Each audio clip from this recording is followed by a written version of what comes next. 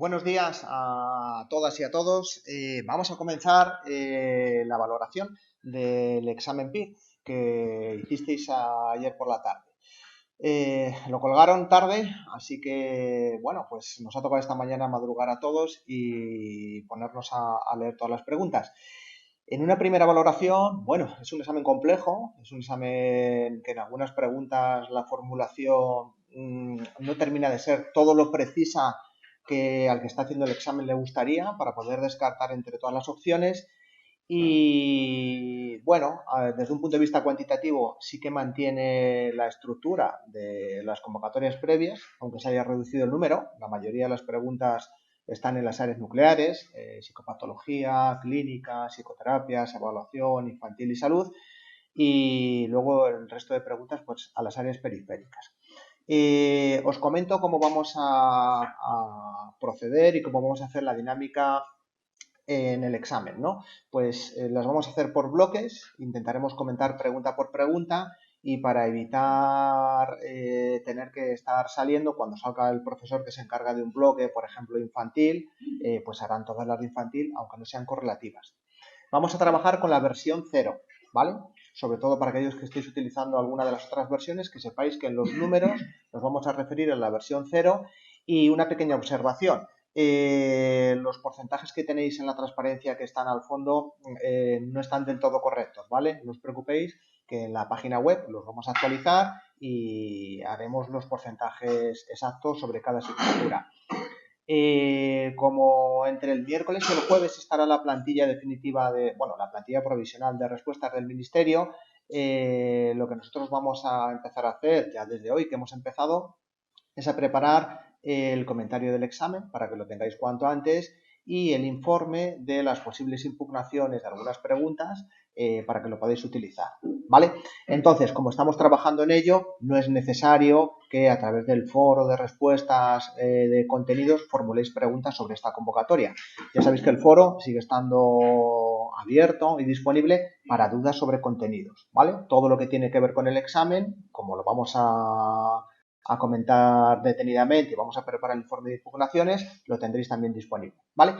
Pues en la versión 0 las primeras preguntas empiezan en el área de desarrollo, así que vamos a empezar con la profesora de desarrollo y Cristina os comenta lo que ya ve, ¿vale? Bueno, pues en este área se ha reducido el número de preguntas desde el año pasado, que fueron 8 a 4, pero se ha seguido manteniendo la tendencia de repetir conceptos de exámenes previos. Todas las preguntas ya estaban hechas en años anteriores. La dificultad en este caso, en esta materia, no ha sido elevada. 3 de las preguntas se han centrado en psicología del desarrollo y una en psicología de la educación. Respecto al primer tema de la materia, han vuelto a preguntar, como otros años, por Erickson. En concreto, nos han preguntado por la crisis de la mediana edad, que se produce entre los 40 y 65 años, generatividad, estancamiento. En esta ocasión no han preguntado nada de primera infancia, suele ser raro, pero bueno, al haber pocas preguntas, cabe que esto ocurriese. Y en segunda infancia nos han preguntado por las conservaciones de Piaget. En concreto, la respuesta correcta sería la etapa preoperacional, donde el niño todavía no ha adquirido dichas conservaciones. Y nos han preguntado por las etapas morales de Colbert, con un ejemplo que muy similar a uno que ya hicieron en la convocatoria de 2015. ¿Empiezo? Pero no empiezo, ¿no? Con los dos. Ah, con los dos.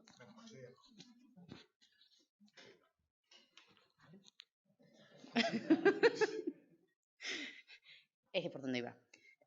Colbert, eso.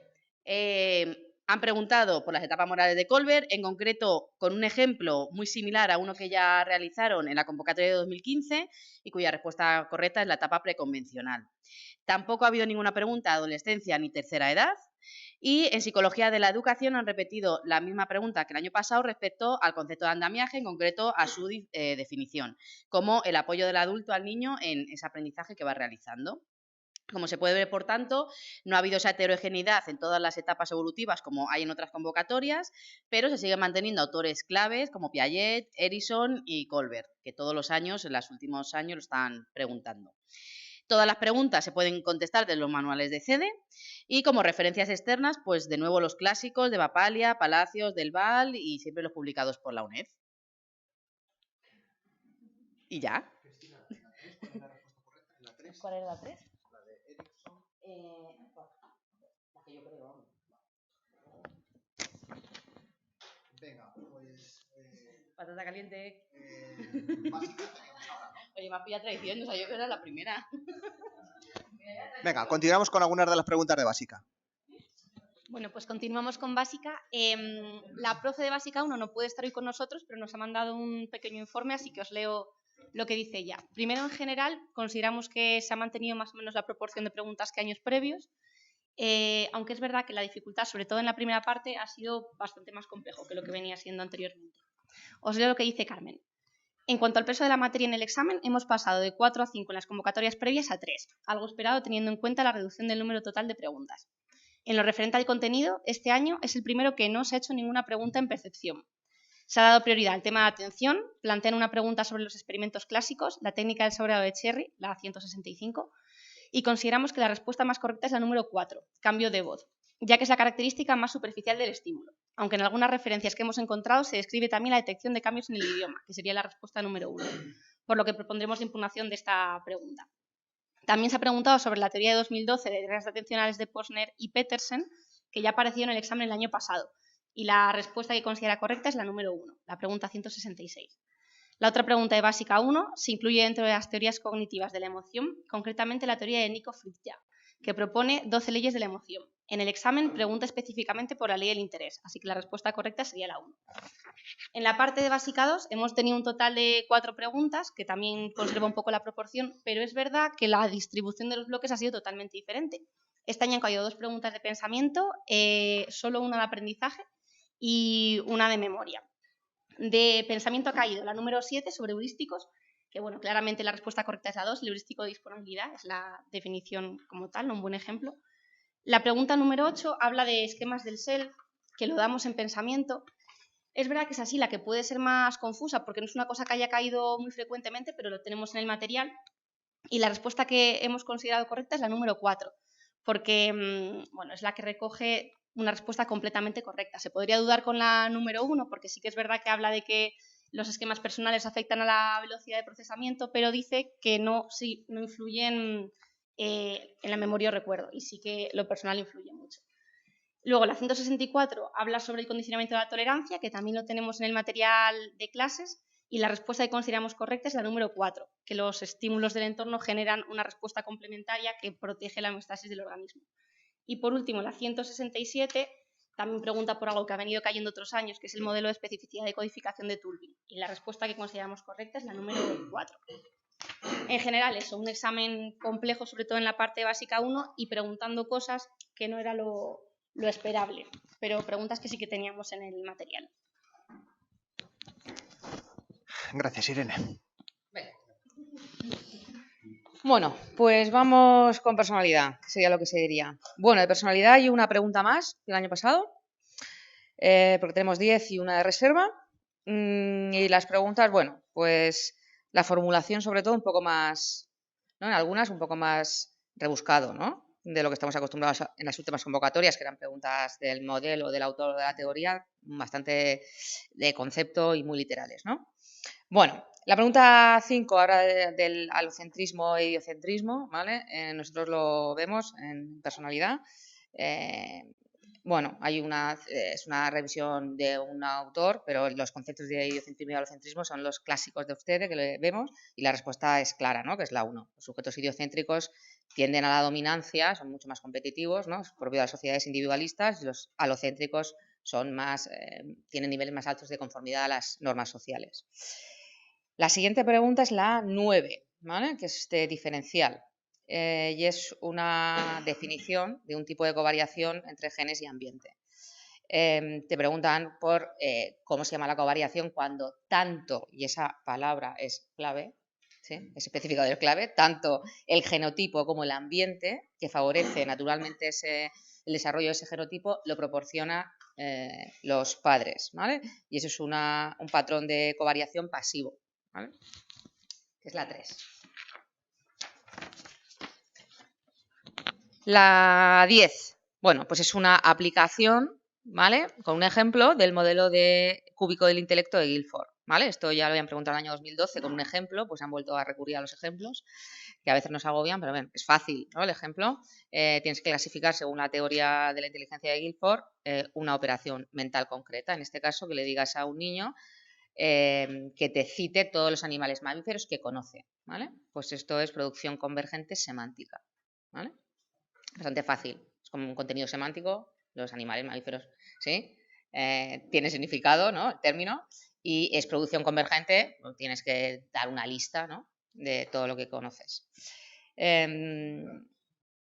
La 11, vale, que es el modelo jerárquico de Eysen.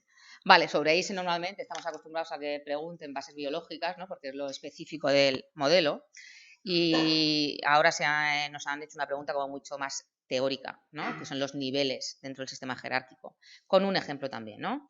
El hecho de que una persona se enfade habitualmente y tenga sentimientos de culpabilidad y ansiedad tanto en casa como en el trabajo, es decir, en más de 2 ambientes, ¿a qué nivel corresponde? ¿Vale? Pues la única que cuadra es la 4, que es el nivel del rasgo, ¿vale? Que es el nivel 3.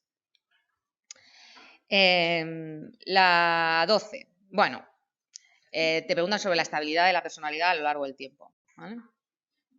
Y bueno, pues lo único reseñable es verdad que la respuesta correcta, que es la 2, hace una comparación entre la estabilidad de la personalidad y la inteligencia, ¿vale? El resto son incorrectas porque son al revés justo de lo que ponen las alternativas y son específicas sobre cómo evoluciona la personalidad a lo largo del tiempo, ¿vale? Entonces es la A2, ¿no? La estabilidad de inteligencia está más clara que la de la personalidad en términos generales. Bueno, la pregunta 13 es sobre el modelo de Stenberg, la teoría triárquica de Stenberg, y lo han preguntado con un ejemplo, ¿vale? Algo que pues no solían hacer, ¿verdad? Porque es una teoría muy poco operativa, ¿vale? Es una formulación muy teórica, ¿vale? Sobre el funcionamiento de la cognición, pero no vemos ejemplos concretos porque no se operativiza el modelo. Entonces lo han puesto como un ejemplo, ¿no?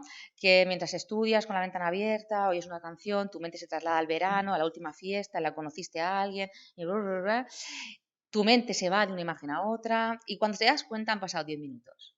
Bien, total, lo importante, ¿no? Que es lo que decimos en clase.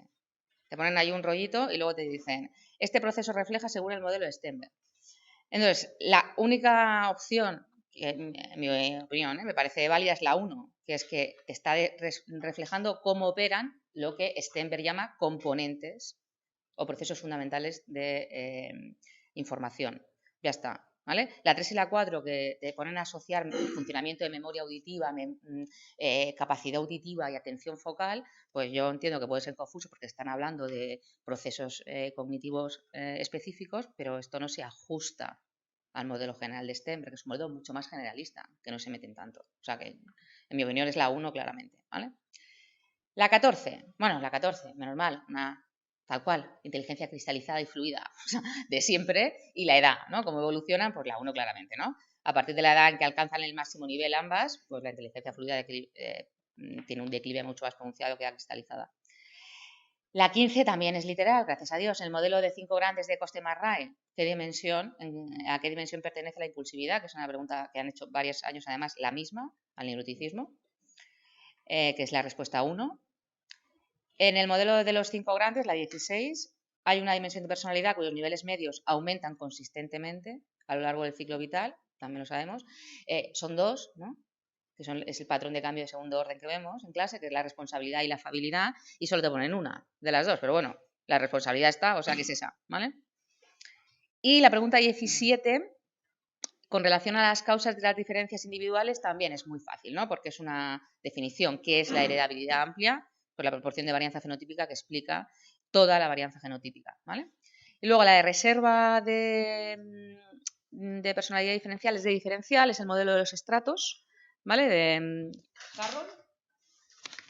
Y fácil, porque nos piden, a ver qué me digáis, nos piden en cuál de las afirmaciones es correcta respecto al nivel 2 o el estrato 2. Y literalmente es la 1, ¿no? Las aptitudes intelectuales específicas como la inteligencia fluida o cristalizada forman parte del segundo estrato, ¿no? Que es lo que decíamos en clase. El segundo orden de Cattell es tal cual el segundo estrato de Carroll, ¿no? O sea que es fácil de identificar. ¿Las de social las hago ya? ¿Estoy? ¿Sí? Vale, pues nada, entonces ya que estamos vamos a hacer social también. De social tenemos 8. ¿Vale? O sea que eso de que se iban a reducir este año las periféricas nuestras, pues nada, ¿no? No se ha cumplido la expectativa. Así que nada. Las de social son bastante fáciles, ¿vale? Van, la 168. Según el modelo de covariación de Kelly. Facilísimo. ¿Qué tipo de información utilizan los sujetos para realizar atribuciones sobre las causas de la conducta de otra persona? Pues literalmente la 2. Coherencia, distintividad y consenso. La 169. Según el modelo de la teoría de la acción razonada. Tampoco nos esperamos esta pregunta, ¿que no? ¿Qué componente determina la actitud general hacia la conducta? Bueno, pues como no era la intención conductual, porque la intención conductual es antecedente de la conducta, que es lo que llevan preguntando 7 años, pues han cambiado. Entonces han preguntado qué componente determina la actitud general del sujeto hacia la conducta. Y lo ponen de forma un poco genérica, ¿vale? Que es la 2, ¿no? Creencias que la persona tiene sobre las consecuencias de la conducta. Eso está un poco demasiado genérico, ¿verdad? Porque son creencias sobre las consecuencias de la conducta y la valoración afectiva que hace el sujeto de esas consecuencias. Pero bueno, es la única que nos cuadra, ¿vale? La 2. La 170. Según la teoría de la categorización del yo, la saliencia de una categoría social en una situación concreta es función de 2 procesos denominados. Bueno, esta teoría la vemos dentro de los procesos de categorización social, ¿vale? Con los sesgos, ¿no? La homogeneidad exogrupal, la diferenciación endogrupal, ¿no?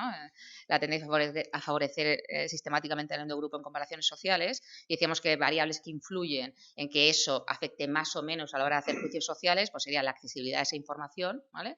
Y cómo se ajusta esa información a creencias que tenemos, ¿no? Nosotros. O sea que la 3, ¿no? La 171, muy fácil, repetida también prácticamente, formulada de otra manera, pero el concepto se repite, que es cuál de las siguientes opciones no recoge, ¿vale? Una de las estrategias de obtención de identidad social positiva, según la teoría de la identidad social de Tacfel, pues la única que no es la 4, la facilitación social. Las otras 3 son las 3 estrategias que propone Tacfel, ¿no? La 172. ¿Cuál de los siguientes modelos establece la existencia de una vía central y una vía periférica en los procesos de persuasión? Lo machacamos hasta la saciedad, el modelo de probabilidad de elaboración, ¿vale? De Petit-Cachopo. La 173. Cuando un sujeto se conforma a las expectativas de un grupo debido a su temor a la desaprobación social o al castigo del grupo, se está produciendo un proceso dentro de la conformidad por la influencia social normativa, ¿no? Los procesos de sumisión. La 3. La 174.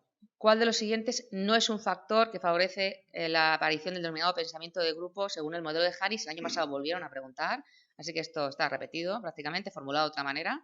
Pues la 2, ¿no? Que dice que la heterogeneidad de los miembros. Sabemos que una de las cosas que favorece es que los grupos donde aparece con más probabilidad el pensamiento de grupo son grupos altamente homogéneos, ¿vale? Tanto en actitudes como en ideología. Así que la 2 es la falsa.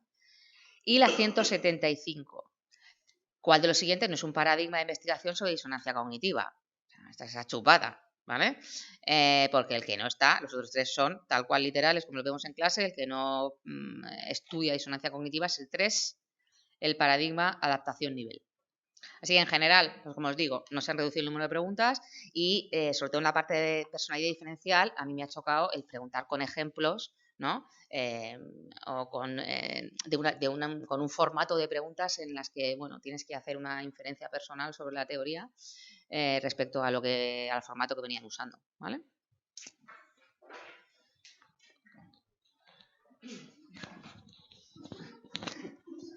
Bueno, estamos psicobiología, a continuación de personalidad. Entonces, bueno, vamos a explicar un poco. De psicobiología se ha mantenido la tendencia. Pese a haber recortado preguntas en el examen, han caído un total de 10 preguntas. Fundamentalmente del bloque de funciones básicas, que las va a comentar ahora mi compañero Pau. Sueño, sexo, emoción, aprendizaje, son las preguntas que han caído. Y también, como novedad, han vuelto a virar a preguntar de transmisión de información. 2 preguntas sobre potenciales, que ahora os comentaré. Un poco una nueva tendencia, volver a esta parte del temario. Y una pregunta de anatomía, que bueno, generalmente suele caer alguna pregunta de anatomía. Han respetado y han preguntado de dentro del temario, se podían responder todas con los manuales de CEDE. Y en general han sido preguntas complejas, pero bien formuladas. Por primera vez en nuestro bloque han formulado bien las preguntas. Entonces, os cuento un poco las de mi parte.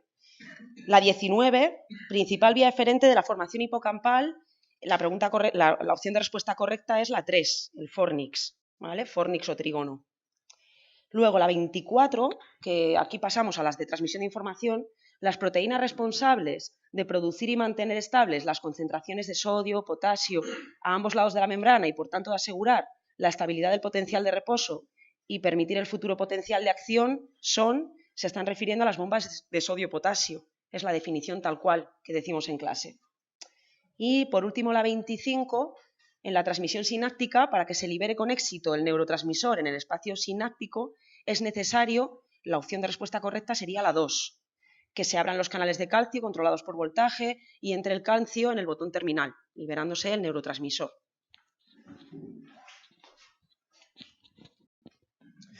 Vale, pues sigo yo con el resto de preguntas de biología. Vale, la número 18, los hechos aritméticos, que son básicamente las tablas de multiplicar, etcétera, ¿vale? Operaciones automatizadas que se almacenan en la memoria verbal, son recuperados de la memoria por... Esta es una pregunta muy difícil, que, bueno, tiene dos opciones que podrían ser correctas. La número 1, la corteza prefrontal dorsolateral, hemos visto muchas veces en clase que se encarga en general prefrontal de todos los procesos ejecutivos entre los cuales está la recuperación de la información y la memoria de trabajo. Entonces podría ser una opción correcta. Pero, como nos estamos refiriendo a operaciones aritméticas, el giro angular también hemos visto que es la sede de las operaciones aritméticas y que cuando se lesiona produce pues, el síndrome de Hertzmann que conocemos. Entonces, las dos opciones podrían ser contestables. Quizás la más correcta sería la número 3 por la especificidad de la circunvolución angular. Pero bueno, una pregunta muy, muy difícil. La número 20. Resulta esencial para detectar el disgusto en los otros y experimentar el propio disgusto. La opción correcta es la número 2. Sabéis que esto viene también en los manuales, ¿no? Que para reconocer la emoción de asco, de disgusto, están los ganglios basales y también la ínsula anterior, ¿vale? La número 21. ¿Qué proteína es necesaria para el establecimiento de la potenciación a largo plazo de larga duración? Esta es una pregunta muy difícil porque nunca han preguntado por las fases concretas de la potenciación a largo plazo, más allá de que provocaban crecimiento de conexiones sinápticas, síntesis de proteínas y expresión de genes. En este caso, probablemente la opción correcta sea la número 4, la enzima PKMZ, al facilitar el desplazamiento de los receptores AMPA a la membrana terminal. Esta es una pregunta muy difícil. Las número 2 y la número 3 se suelen referir a la potenciación de largo plazo de corta duración o la fase inicial, pero en cualquier caso esta es una pregunta extremadamente difícil. La número 22. La extensión de las respuestas emocionales condicionadas se relaciona fundamentalmente con la actividad de... La opción correcta seguramente sea la número 1, la corteza prefrontal ventromedial. Hemos visto esto muchas veces en clase, ¿no? Cómo la corteza prefrontal tiene que ver con la modulación, extinción, etcétera, de todo lo relacionado con las emociones, y en concreto la ventromedial. La número 23. Durante el desarrollo embrionario, la ausencia de hormona inhibidora del sistema de Müller se relaciona con... La opción correcta seguramente sea la número 4. No se produce desfeminización, porque la hormona antimülleriana es la que inhibe los conductos de Müller, que son los que acaban generando los genitales internos femeninos. Entonces, si no se puede producir, pues la número 4, no se produce desfeminización. Número 26, el sueño REM, y nos dicen ya opciones. Seguramente la opción correcta sea la 1. Está producido por la estimulación colinérgica de la formación reticular pontina. Esto lo hemos visto muchas veces. Empieza el sueño REM con las puntas PGO, que implican salvas o descargas de acetilcolina en la protuberancia. Entonces esto, bueno, una pregunta bastante más sencilla. La número 27, por último, el área preóptica ventrolateral, esto lo hemos visto un montón de veces en clase, se relaciona con el inicio del sueño y por lo tanto es una región promotora del sueño de ondas lentas, la número 1.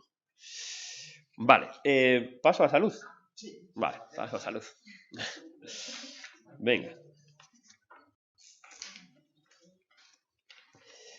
Vale, en salud. Las preguntas han sido, en general, 6 preguntas, muy fáciles, la mayoría, salvo una extremadamente complicada. Como siempre hemos visto, en salud son preguntas todas muy fáciles de no fallar y hay alguna que prácticamente nadie puede contestar a menos que pues, sepa específicamente ese tema. Entonces vamos a ir una a una. La número 54, de las siguientes estrategias, ¿cuál se dirige a detectar precozmente la existencia de una enfermedad? Esto lo hemos visto 1.000.000 de veces, la prevención secundaria. Cae cada año un tipo de prevención y un ejemplo. Vale, la número 56, que es la extremadamente complicada, el entrenamiento para el uso del Peak Flow Meter, o Meter, forma parte de los programas de automanejo de... Bueno, es el asma, ¿vale? Esto es una pregunta que seguramente nadie conocía, a menos que sean médicos, ¿vale? Pero bueno, el Peak Flow, por lo visto, es un aparato que mide el flujo expiratorio máximo y que se usa pues, para el asma. Nos podría a lo mejor servir el tema de programas de automanejo. Los programas de automanejo son del asma, los otros programas son de otras cosas, no son de automanejo, ¿vale? Pero bueno, muy complicada. La número 57, en la terapia de aceptación y compromiso aplicada al dolor crónico, ¿a qué se refiere la fase de desesperanza creativa? Esta se puede responder tanto por salud como por psicoterapias. La fase de desesperanza creativa de ACT, sabéis que es la número 1, la toma de conciencia de la falta de eficacia que han tenido las estrategias que el paciente ha aplicado hasta el momento para el control del dolor. Número 58, una pregunta seguramente repetida, no exactamente igual, pero ¿para qué tipo de enfermedad se diseñó la terapia psicológica adyuvante de Morey Greer? Muy sencillo, ¿vale? Esta es para el cáncer, la número 1. 59. Para que se identifique a una persona en el rol de enfermo propuesto por Parsons, ¿cuál de los siguientes requisitos es necesario cumplir? También es una pregunta sencilla, es la número 3. Implicarse en la recuperación de salud. Sabéis que Parsons es el primero que aplica el rol de enfermo y habla de que no son responsables de la enfermedad, pero sí son responsables de su tratamiento. Y por último, la número 60, ¿en cuál de las siguientes propuestas teóricas se incluye la intención de conducta como un determinante proximal de la conducta? Que esta la compartimos también con social. La número 3 es la correcta, la teoría de la acción razonada. Y ya está.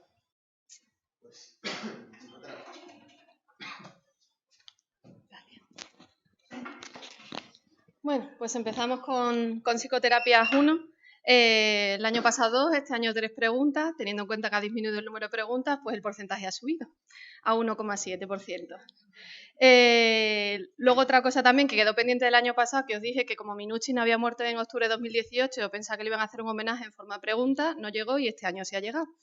Entonces, bueno, pues la primera pregunta es esta, de 41 sobre la terapia de Minuchin, la terapia estructural, y recordamos que siempre hay 3 fases, que son la del rastreo, que son la del mimetismo y que luego está la reestructuración. Entonces nos preguntan en concreto por el desafío que está dentro de esta fase de la reestructuración y por lo tanto la respuesta correcta sería la número 4, donde el terapeuta lo que tiene que hacer es intensificar y repetir el mensaje para intentar evitar, ¿no?, esa resistencia al cambio.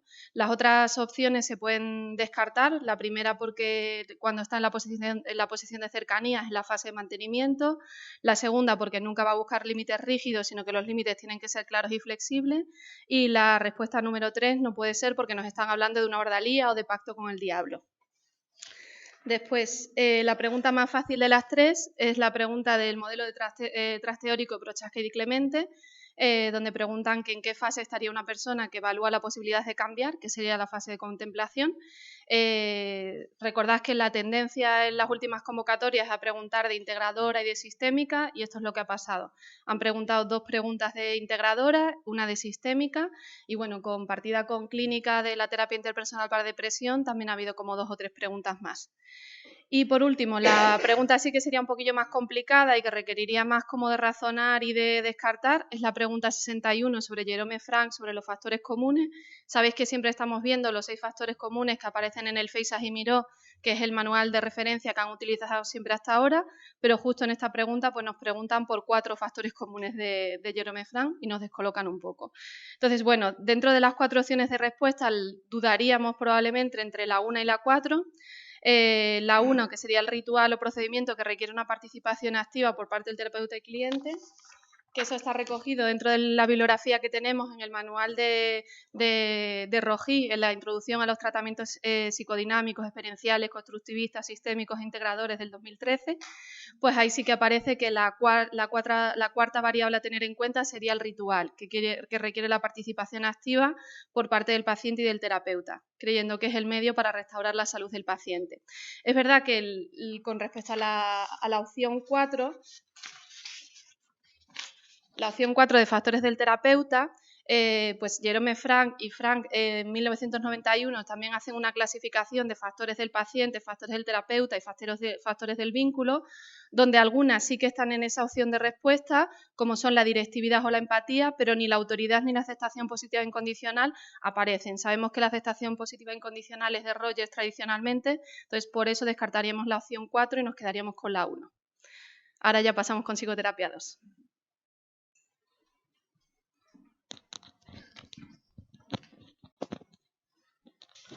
Bueno, respecto al área de psicoterapias 2, sí que este año se han reducido notablemente el número de preguntas. Han sido un total de 8 frente a las 24 que cayeron el año pasado. 2 de ellas pertenecen al tema de tercera generación, 5 al tema de terapias conductuales y 1 al tema de terapias cognitivas. Concretamente han preguntado por la terapia centrada en esquema de Young, que pertenece a los modelos intermedios, modelos por los que no han solido preguntar en otras convocatorias. Entonces, bueno, esto también ha podido descolocar un poquito. Entonces, bueno, empezamos con las preguntas. La 31. En un tratamiento psicológico, el terapeuta pide al cliente que analice cómo han sido las soluciones que han venido, aplicando a su trastorno hasta el momento. Le pide valorar si han resultado exitosas, ineficientes o incluso perjudiciales. Está aplicando la fase de desesperanza creativa de la terapia de aceptación y compromiso, que como ya ha descrito también Pau, consiste en que el paciente tome conciencia de la inutilidad de sus intentos, en la solución de sus problemas y de que conecte con que el camino recorrido hasta ese momento no solo no le está ayudando a solucionar el problema, sino que está incrementando su malestar. La siguiente pregunta de psicoterapias es la 63. Si un psicólogo clínico emplea las técnicas de mindfulness desapegado, entrenamiento en atención y reorientación o refocalización de la atención situacional, ¿en qué modelo de psicoterapia se estaría basando? La respuesta correcta es la terapia metacognitiva de Wells. Es verdad que es una terapia que ha sido incorporada recientemente en las nuevas ediciones de manuales de referencia, como el Díaz Ruiz y Villalobos, que incorporé en los anexos de terapias de tercera generación y que uno no tiene muy en la cabeza, entonces la complejidad ha podido venir por ahí. La siguiente pregunta de psicoterapias es la 64. Las guías clínicas del Sistema Nacional de Salud establecen 8 niveles de evidencia y 4 grados de recomendación. ¿Qué grado de recomendación suponen las opiniones de los expertos y las series de casos clínicos? Bueno, pues en verdad es una pregunta que ha caído en el área de psicoterapias, pero que podría haber caído en cualquier parte de tratamientos. Es bastante específica y de ahí puede venir la complejidad a la hora de responderla. La respuesta correcta es la 3, un nivel D de recomendación. La siguiente pregunta de psicoterapias, la 65. En un tratamiento psicológico orientado a la superación de miedos, fobias y ansiedad en general, la técnica de modelado más recomendable es de afrontamiento. En el caso de los problemas de ansiedad, de miedos, fobias, suele estar recomendado este tipo de modelado, ¿no? En el que el modelo va desplegando progresivamente sus habilidades, ¿no? Y parte de un nivel de habilidades más parecido al que presenta el paciente. La siguiente, la 66, señala cómo se denomina la intervención que consiste en la repetición mental de fórmulas verbales, frases elaboradas sobre sensaciones psicofisiológicas durante breves periodos de tiempo, además de una concentración pasiva en dichas sensaciones. Esta es más facililla y la respuesta correcta es el entrenamiento autógeno. La siguiente es la 67, cuando en la técnica de modelado el modelo muestra conductas evocadoras de ansiedad que no conllevan consecuencias negativas, el terapeuta está intentando conseguir una extinción vicaria, ¿no? El observar que esas consecuencias negativas no aparecen cuando el modelo está ejecutando la conducta, está generando, ¿no?, esa extinción al miedo y a la ansiedad, siendo vicaria porque es a través de la observación. La desensibilización por contacto, pregunta 68, es una variante de la desensibilización sistemática en la cual... Bueno, pues esta pregunta es la tercera vez que cae, creo recordar, y alude a la combinación de DS más modelado. Por lo tanto, la respuesta correcta sería la número 3. El terapeuta actúa como modelo, usando incluso el contacto físico con el cliente, sosteniéndole la mano, colocándole la mano en su espalda, mientras éste está realizando la exposición.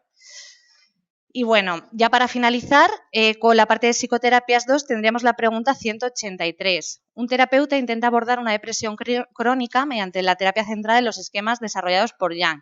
señala cuál de estos pasos no corresponde a esta terapia. Bueno, pues dentro de las opciones planteadas, aquella que nos rechina, ¿no?, más con este modo de proceder, ya más orientado al constructivismo, más centrado en la emoción, en la relación terapéutica, o sea, la alianza terapéutica, es la de solicitar un registro diario de pensamientos automáticos disfuncionales asociados a los esquemas, que al final es un formato de intervención más propios de modelos racionalistas, como la terapia de Beck, Ellis, etc. Y por la parte de psicoterapias 2 ya estaría. Acabamos con experimentales y...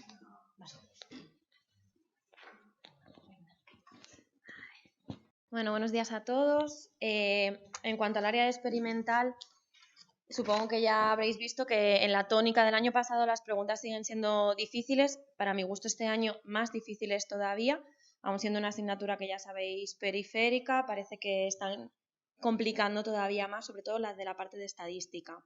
Ha habido un total de 8 preguntas, el año pasado tuvimos 12, con lo cual es una reducción esperable para el número total de preguntas del examen. De esas 8 preguntas, 2 digamos que podríamos encuadrar en métodos, 2 en psicometría y, como siempre, estadística, el apartado que más preguntas ha generado, con un total de 4. Es verdad, como ya decíamos el año pasado, que en muchas de las preguntas se da como una mezcla, sobre todo entre el área de métodos y el área de estadística. Por otra parte, también mucho de la dificultad viene en que de esas 8 preguntas, en 5 nos piden señalar la respuesta incorrecta, con lo cual esto suele suponer tener una mayor cantidad de conocimiento para poder ir descartando y tal. Bueno, vamos a intentar dar una aproximación a las respuestas que consideramos que podrían ser ciertas, en algunas de ellas más con pinzas, porque son conceptos que no aparecen tan claramente en los manuales de referencia y que tendremos que ver al fin y al cabo cómo van resolviendo en el examen, con lo cual tened esto en cuenta a la hora de la plantilla y todo este tipo de cosas sobre las correcciones, ¿vale? Vamos a dar unas respuestas, pero con cautela. Bueno, las preguntas de experimental, pues tenéis la 156, que nos preguntan por las limitaciones de la teoría clásica de los test, estaría dentro de psicometría. La que entendemos que sería correcta sería la 2, la ausencia de invarianza y la consideración de un nivel de precisión uniforme. Sabéis que en la teoría clásica de los test, uno de los problemas que tiene que ver con el cálculo de la fiabilidad es que distintos métodos dan distinto resultado, con lo cual no hay una invarianza, ¿no?, de los parámetros como sí que habría en la teoría de respuesta al ítem. Por eso la teoría de respuesta al ítem, digamos que supera este problema. Lo de la precisión hace referencia más o menos a algo similar en respecto a la fiabilidad. Esto viene recogido en un artículo de José Muñiz, publicado en el 2010 en Papeles del Psicólogo, las teorías de los test, teoría clásica y teoría de la respuesta a los ítems, en la que se hace referencia a esto en uno de los apartados del artículo, independientemente de que pueda venir en otros documentos. La 157... esta sería de las más sencillas, de las que han caído de experimental. Nos habla de nuevo de la fórmula de Spearman-Brown en cuanto al coeficiente de fiabilidad. Cayó muy parecida el año pasado. Dice la fórmula de Spearman-Brown se usa para estimar el cambio en el coeficiente de fiabilidad de un test, que se produce cuando aumenta, ya lo sabéis, la longitud del test añadiendo ítems paralelos. Esta fórmula la hemos hablado en clase. Cayó el año pasado una pregunta muy parecida. Ya sabéis que al aumentar la longitud del test aumenta la fiabilidad, y con esta fórmula podemos saber, ¿no?, cuánto aumenta esa fiabilidad al aumentar los ítems paralelos. La 158 nos habla sobre el análisis factorial, en concreto sobre los efectos factoriales, que sabéis que últimamente sí que estaban preguntando más. Es una pregunta difícil por los términos que aparecen en las opciones de respuesta. Podríamos dudar seguramente entre la 2 y la 4, ¿no? Dice el análisis de los efectos simples implica interpretar el efecto de un factor cuando se tiene en cuenta un único nivel de otro factor. En general, cuando nos hablan de efectos simples, nos dicen que es el efecto de un factor bajo todos los niveles del otro factor, pero sí que es verdad que si hacemos referencia a uno de esos efectos simples, habría una opción de poder definirlo así, ¿no? Entonces, bueno, la opción 4 dice: el efecto de interacción solo será estadísticamente significativo si los efectos principales también lo son. no necesariamente aparece esto como tal escrito, ¿vale? Que tengan que ser significativos por separado para que también lo sea la interacción. Entonces, en principio vamos a dar la 4 como la que habría que señalar la incorrecta, aunque dudando con la 2. La 159 nos habla sobre el análisis estadístico en cuanto a la regresión lineal, también es una pregunta seguramente la más difícil. Por descarte, las primeras que seguramente nos quitaríamos serían la 3 y la 4, hay que señalar la incorrecta. Una estrategia para medir si nuestro análisis se ajusta o no a esa recta, por decir así, lo podemos calcular con el coeficiente de determinación o coeficiente de correlación de Pearson al cuadrado. Tiene que ver fundamentalmente con la tercera interpretación del coeficiente, aunque las palabras con las que se hace referencia desde luego no son las más claras ni las más sencillas. La opción 4 hace referencia a ir introduciendo más y más número de predictores. Siempre tendríamos que tener en cuenta que no haya lo de la colinealidad y todo esto que hablamos, pero sí que se hace referencia en algunos manuales a que esto sería, bueno, pues esto, utilizar una regresión por pasos, ¿no? Ir metiendo y ver cuándo se produce el mejor modelo de regresión, por decir así. En la opción 1 nos indican que la regresión lineal permite analizar la relación entre uno o más predictores cuantitativos y una variable dependiente también cuantitativa, no pudiéndose en ningún caso incluir en análisis de predictores categóricos. Esto así parecería en realidad cierto, no pudiéndose incluir, aunque en algunos autores hablan de que podría haber variables categóricas, que luego se hiciera algún tipo de transformación y tal. Entonces, bueno, no está del todo claro. Normalmente, ya sabéis, la regresión, pues hablamos de variables cuantitativas, obviamente. Entonces, bueno, como aparece esto en algunos artículos, no sabemos muy bien qué va a pasar. Y por último nos queda la 2. En el análisis de regresión, el coeficiente de regresión parcial no estandarizado B sub 0 o beta sub 0 ofrece el valor de la ecuación de regresión cuando todos los predictores son igual a 0. Esto en ningún caso había aparecido en ningún examen, no se había hecho referencia a estos coeficientes de regresión parcial no estandarizados. Buscando en la bibliografía aparece que los coeficientes beta son coeficientes tipificados, ya que tienen que ver con la transformación de las puntuaciones de la recta a puntuaciones típicas. Entonces sería lo de tipificar y por lo tanto sí que serían estandarizados o tipificados. Es verdad que no hace referencia en concreto a la beta sub 0, sino que beta sub 1 del primer factor, del segundo y tal. La definición que dan es como que nos habla de la contribución de cada predictor, ¿no? Del peso específico de cada predictor en el total, algo que no tiene que ver con lo que nos pone aquí. Otra manera de verlo sería, si os acordáis que el año pasado preguntaron por el valor del coeficiente beta en la recta de regresión en puntuaciones típicas y hacía referencia a la pendiente y no a la ordenada en el origen, que tendría más que ver con lo que pone aquí de la ecuación de regresión cuando los predictores son igual a 0. Entonces, por eso vamos a entender que la incorrecta es la 2, aunque como os digo, dudando con la 1 porque no está del todo claro si van a ser muy estrictos o no con lo de los predictores categóricos. La 160 nos hablan del análisis de la varianza. Esta sí que sería sacarla por descarte, sabiendo mucho del contenido. No es una pregunta sencilla, es una pregunta también complicada. Por descarte cogeríamos seguramente la 3 como opción incorrecta, que es de nuevo la que hay que señalar. Tanto Bonferroni como Tukey son pruebas a posteriori, después de haber hecho una nova.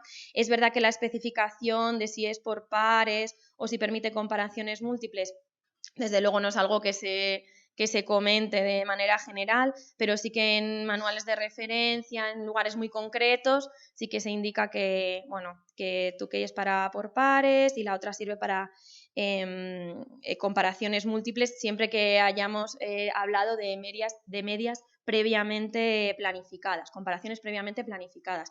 Esto es lo que tiene que ver con las pruebas que llaman ortogonales y no ortogonales, ¿vale? Que es complicado.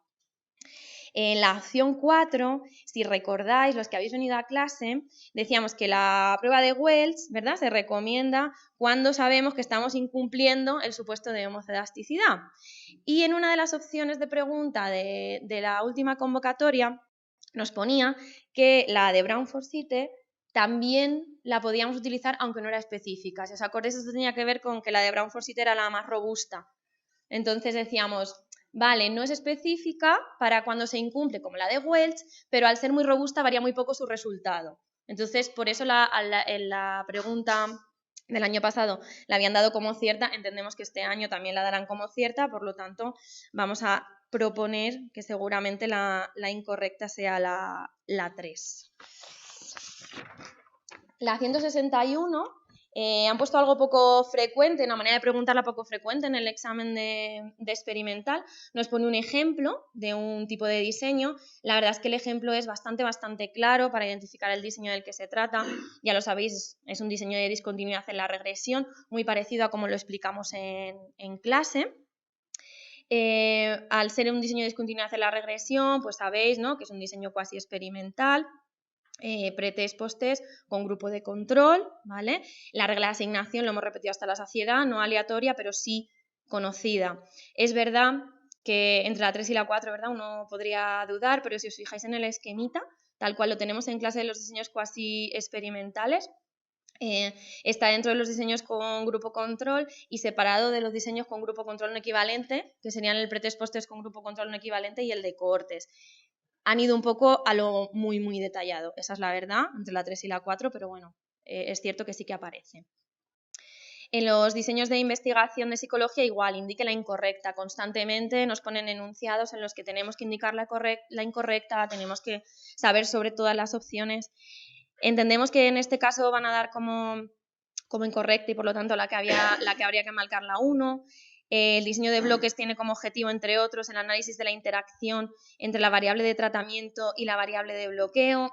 Es verdad que no es un objetivo esto como tal, el objetivo, si recordáis, es el de construir grupos que sean equivalentes o homogéneos, ese es el objetivo un poco, ¿no? Hacer grupos que estén bien hechos, como decíamos en clase.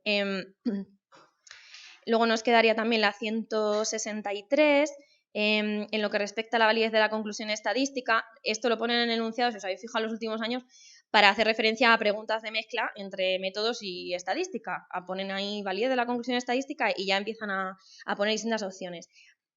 Esta también es fácil. Dice, la probabilidad de cometer un error tipo 1 se denomina alfa y se refiere a rechazar la hipótesis nula cuando dicha hipótesis es verdadera. Esta sí o sí había que saberla, ¿vale? A lo mejor dudabais entre las otras y tal, si era cierta, si no, a lo mejor con la 4, que no sabíais muy bien a qué hacer referencia, pero sabéis que la 3 es correcta, entonces la 3 es la que habría que marcar. Con esto un poco acabamos el examen por la parte de experimental. En general, ya sabéis, más difícil, conceptos más rebuscados y maneras de preguntar más literales de manuales que claras para que las podamos contestar.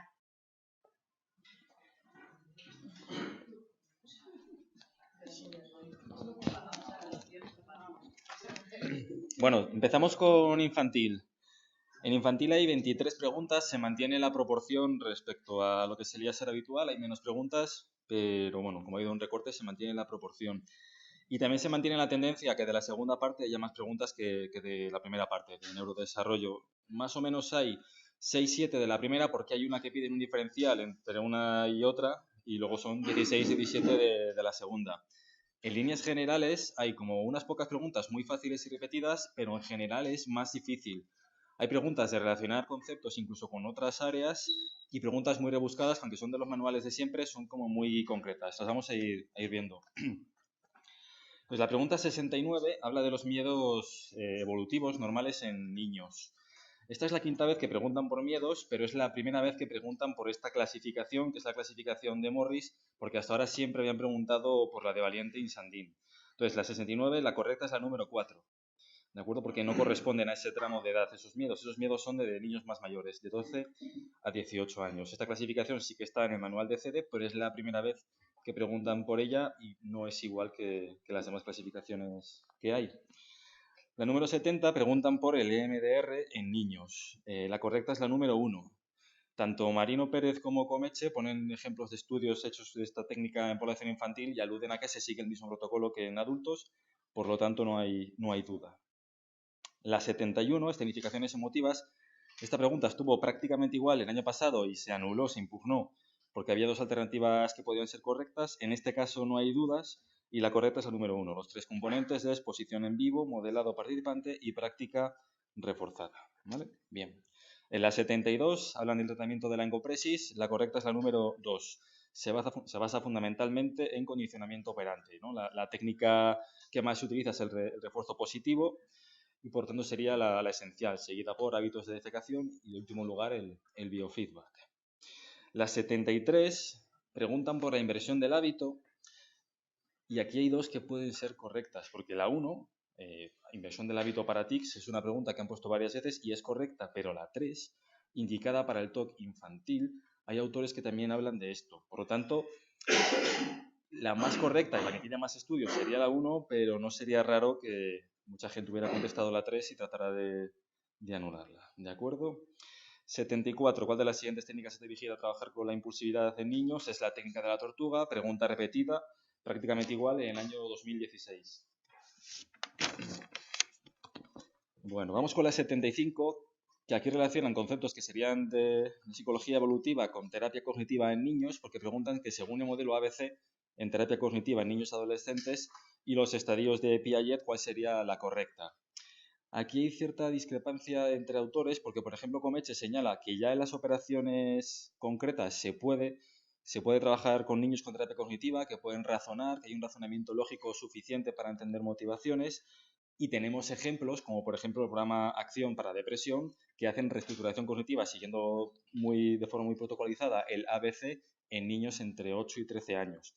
Por lo tanto, la correcta sería la número 3, ¿de acuerdo? Aunque la 4 para algunos autores podría ser, pero es más correcta la número 3, bien, por los ejemplos que he citado. En la 76 es una pregunta sobre la relajación muscular progresiva en niños. Han preguntado 2 veces, esta es la tercera, pero esta pregunta es mucho más concreta porque no pregunta por cómo se hace, sino por los prerequisitos, ¿de acuerdo? La correcta es el número 1, ¿de acuerdo? Permanecer quieto durante 5 segundos es uno de los prerequisitos. La número 2 es incorrecta porque el contacto ocular no tiene que ser mínimo 10 segundos, sino 5 segundos también, ¿de acuerdo? Que sería como la más difícil. 77, preguntan por el programa Acción, esta es bastante fácil, la correcta es la número 2, incluye planificación de actividades placenteras y autocontrol, ¿vale? Que es uno de los componentes comunes que tienen prácticamente todos los tratamientos de depresión en niños y adolescentes. Bien. Número 78, hipótesis de la coerción. Cuando el padre retira la orden por no ir llorar o gritar al niño que no obedece, mantenimiento de la conducta coercitiva se explica por, la correcta es la 1, refuerzo positivo. Ojo con esta porque han preguntado otras veces, pero han preguntado por qué se mantiene la conducta del niño, que es refuerzo negativo. Aquí preguntan por la conducta, o sea, del padre. Aquí preguntan por la del padre, por lo tanto es refuerzo positivo. ¿De acuerdo? La 78 es la 1. La 79, imagina que eres un gato que se despereza estirando sus patas y arqueando el lomo. ¿A qué corresponde esta instrucción? Es también una pregunta muy específica. La correcta es la número 3, que corresponde al entrenamiento en relajación de Coepen, que es una relajación a través de imágenes e historietas donde utilizan animales. Es una pregunta muy específica y además que la 4, que pone en el copycat, puede jugar un poco al despiste, ¿de acuerdo? Porque es la número 3, literal, del protocolo de Coepen. La número 80, ¿cuál de los siguientes no es un programa de tratamiento para la ansiedad generalizada de la infancia? La correcta es la 4. El programa de intervención de Herbert no es para ansiedad, es para trastornos de conducta y las demás son Copycat, Friends, Copybear, muy conocidos para ansiedad infantil. Seguimos, ¿de acuerdo? La 81, delirios en niños. La correcta es la número 3, son habitualmente de tipo persecutorio, grandeza o hipocondría. Por ejemplo, el manual de Weiss-Nelson hay una clasificación y señalan que el persecutorio sería el más frecuente. No son más frecuentes que en adultos, no son más sistematizados y sí que hay niños que tienen delirios, por lo tanto la correcta es el número 3. La 82, DSM-5, pide un diagnóstico diferencial entre el apego reactivo y el autismo, el trastorno de espectro autista. Y la correcta es el número 2, bastante sencilla esta, porque alude un poco a la historia de cuidados que ha tenido que tener en el niño para que sea apego reactivo, que en TEA no sería la génesis esta, y eso es literal de DSM-5 de diagnóstico diferencial. Bien. Bueno, vamos con la 83. Esta es la primera pregunta que se hace de población infantil del último tema de adicciones. ¿Cuál de los siguientes elementos no está presente en el programa de tratamiento de adicciones de Etxeburua? Y la correcta es la número 3, atención plena. ¿De acuerdo? Porque es un programa cognitivo-conductual y se trabaja más con distracción que con atención plena. Las demás serían correctas. Número 84, parasomnias, muy sencilla, la número 2, ¿no? Trastornos primarios del sueño que incluyen pesadillas, terrores nocturnos y sonambulismo. La 85 habla de una niña de 9 años que tiene, bueno, agresiones fuertes, arrebatos. Hay una parte del enunciado muy clave, ¿de acuerdo? Que es cuando alude a que no hay un periodo prodrómico. Y aquí está pidiendo el diferencial entre el explosivo intermitente y el de desregulación disruptiva, que es algo que ha generado muchas dudas en todas las clases y en el foro y que se ha explicado mucho. El tema es que el enunciado es bastante confuso, la redacción no es clara. En cualquier caso, la correcta de la 85 es la 2. Es explosivo intermitente, ya que para que fuera el de disregulación tendrá que estar crónicamente el ánimo irritable, ¿de acuerdo? Y aquí cuentan justo lo contrario. La siguiente sí, la 86, hablan de un niño de 8 años con rabietas, cólera y que está típicamente pues, en varios contextos irritable. Y aquí sí que es el trastorno de desregulación que desde que apareció en DSM-5 lo han preguntado todos los años. Número 87, edad mínima para recoger información. Respuesta correcta, la 2, 7 años. Casi todos los test infantiles tienen edad como punto de corte, los que empiezan antes en 6-7 años. Y en Malcolm se señalan de forma clara que son los 7 años el punto de corte. 138, criterio de mutismo selectivo temporal, un mes, pregunta repetida. El año pasado preguntaron esto mismo, esta es una de las fáciles. 139, señale cuál de las siguientes afirmaciones sobre ansiedad por separación es falsa. La correcta es el número 3. Es una pregunta muy específica, porque todos los ítems parecen como que pueden ser en cierto modo ciertos, pero los niños manifiestan una mayor reticencia a asistir a la escuela que las niñas, es incorrecto. Son las niñas las que manifiestan mayor reticencia a ir a la escuela que los niños, ¿de acuerdo? 177, según DSM-5, bueno, hablan de un CI de 65, ¿cuál sería el nivel de gravedad de discapacidad intelectual? Como sabemos, una de las novedades de DSM-5 es que no evalúan la discapacidad, la gravedad por la cantidad de CI, sino por los apoyos que necesita, por lo tanto la correcta es la número 4. No se puede determinar si no tenemos la información del funcionamiento adaptativo y el nivel de apoyos requeridos. Y para terminar con infantil, la 180, de las fobias específicas, ¿cuál es la que aparece más tarde? Pues son las situacionales, ¿de acuerdo? Las fobias situacionales son las que aparecen más tarde. También pregunta directamente de DSM-5. Y bueno, de infantil esto es todo.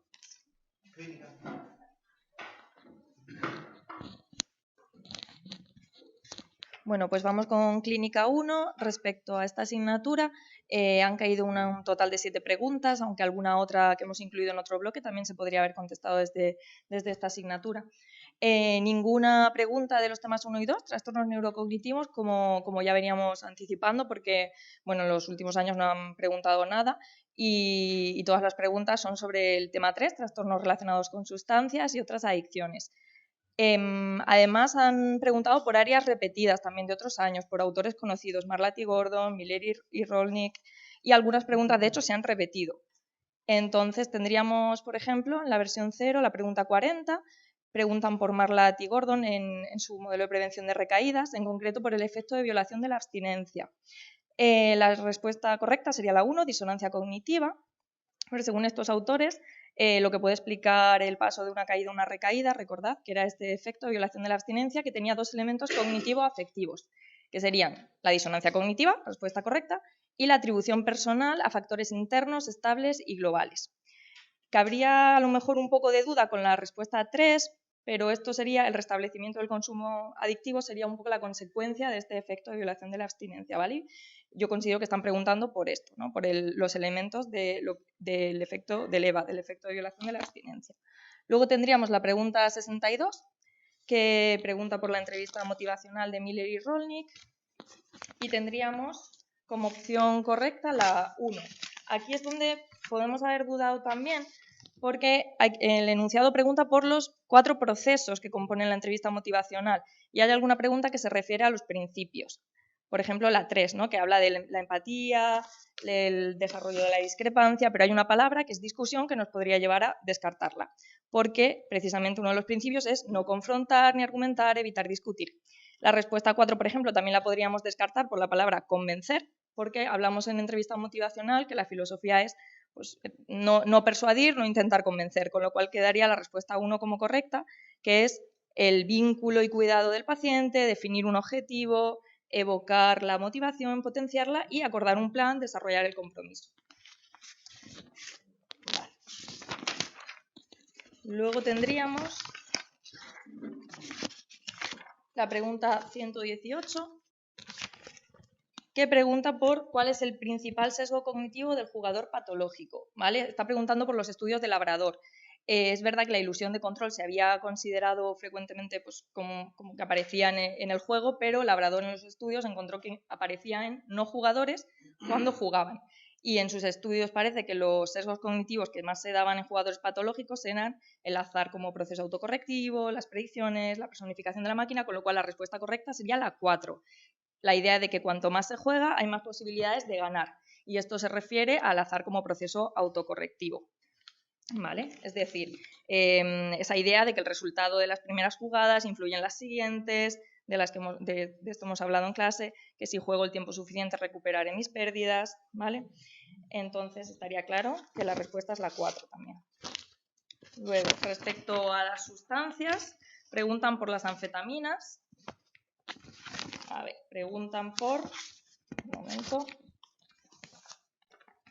Aquí. Preguntan por cuáles son los principales efectos de las anfetaminas. Y la respuesta correcta sería la 1, porque es lo más fácilmente asociable a las anfetaminas, que sería esa elevación del estado de ánimo, disminución de la sensación de fatiga y apetito. Recordamos que las anfetaminas estaban en el grupo de los estimulantes, cocaína y anfetaminas, y las anfetaminas en concreto se ha asociado más a ser anorexígeno, es decir, entre sus signos en la intoxicación estaría la pérdida de peso. Entonces, bueno, aunque podría llevar a duda alguna pregunta, pero esta es la que más claramente se asocia a anfetaminas, es la que considero correcta, la 1. Preguntan también por la cocaína, pero esta pregunta es repetida de otros años. ¿Cuál de las siguientes drogas produce una fuerte dependencia psicológica pero poca dependencia física? Tal cual la preguntaron y dieron por correcta la cocaína. Así que en la 120 la respuesta correcta sería la 3, cocaína. Respecto a la pregunta 121, la siguiente, tendríamos que de las drogas existentes, el consumo regular de heroína y morfina se caracteriza porque... Aquí la respuesta que considero correcta sería la 1. Desarrollan rápidamente la tolerancia y dependencia en los consumidores, ¿vale? Son sustancias opiáceas y se caracterizan porque tienen niveles significativos de tolerancia y abstinencia, es decir, producen muchos síntomas físicos y también producen cambios psicológicos intensos. Así que, bueno, esa es la que he considerado correcta. Luego, la pregunta 122, la capacidad que tiene una sustancia de producir dependencia en los que la consumen recibe el nombre de pregunta repetida de otros años, tal cual, y sería la respuesta 4, potencial adictivo de una droga. Esa no puede llevar a duda porque la hemos repetido hasta la saciedad, así que, bueno, mi parte ya ha terminado.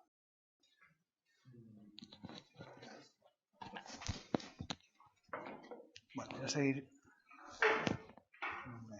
la corbata. Bueno, esto no tiene...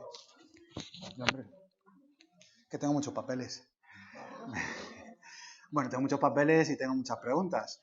Voy a seguir con la parte de clínica de los temas de psicosis, ansiedad y trauma, que ha significado 18 preguntas de esta convocatoria.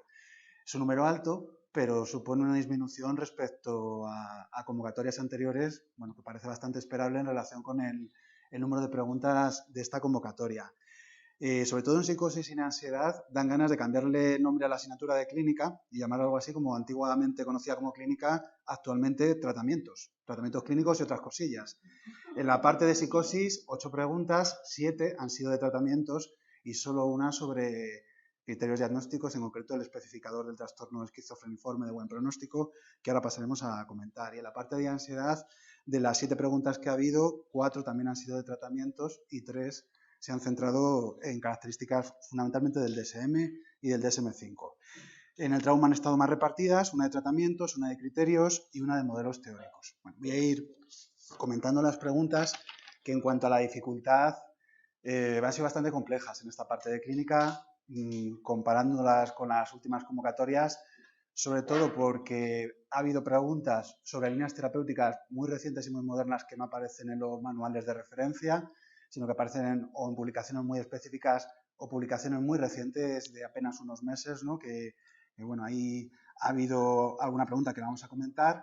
Otras preguntas, la dificultad tenía que ver porque hacían referencia a programas muy específicos y componentes de estos programas muy concretos que te tenías que saber sí o sí para poder contestar, y alguna porque el enunciado, bueno, pues daba un poco de guerra y requería pensar, deducir y desde ahí revisarlas, ¿no? Entonces vamos a empezar por las de los trastornos psicóticos. La primera pregunta es la 33, que a mí particularmente es la que más guerra me ha dado porque no he conseguido identificar todavía la fuente bibliográfica directa. Sí que sabemos lo que nos están preguntando, hablan de la terapia cognitiva para la psicosis, seguramente de Chadwick como referencia, es algo que han preguntado muchísimas veces.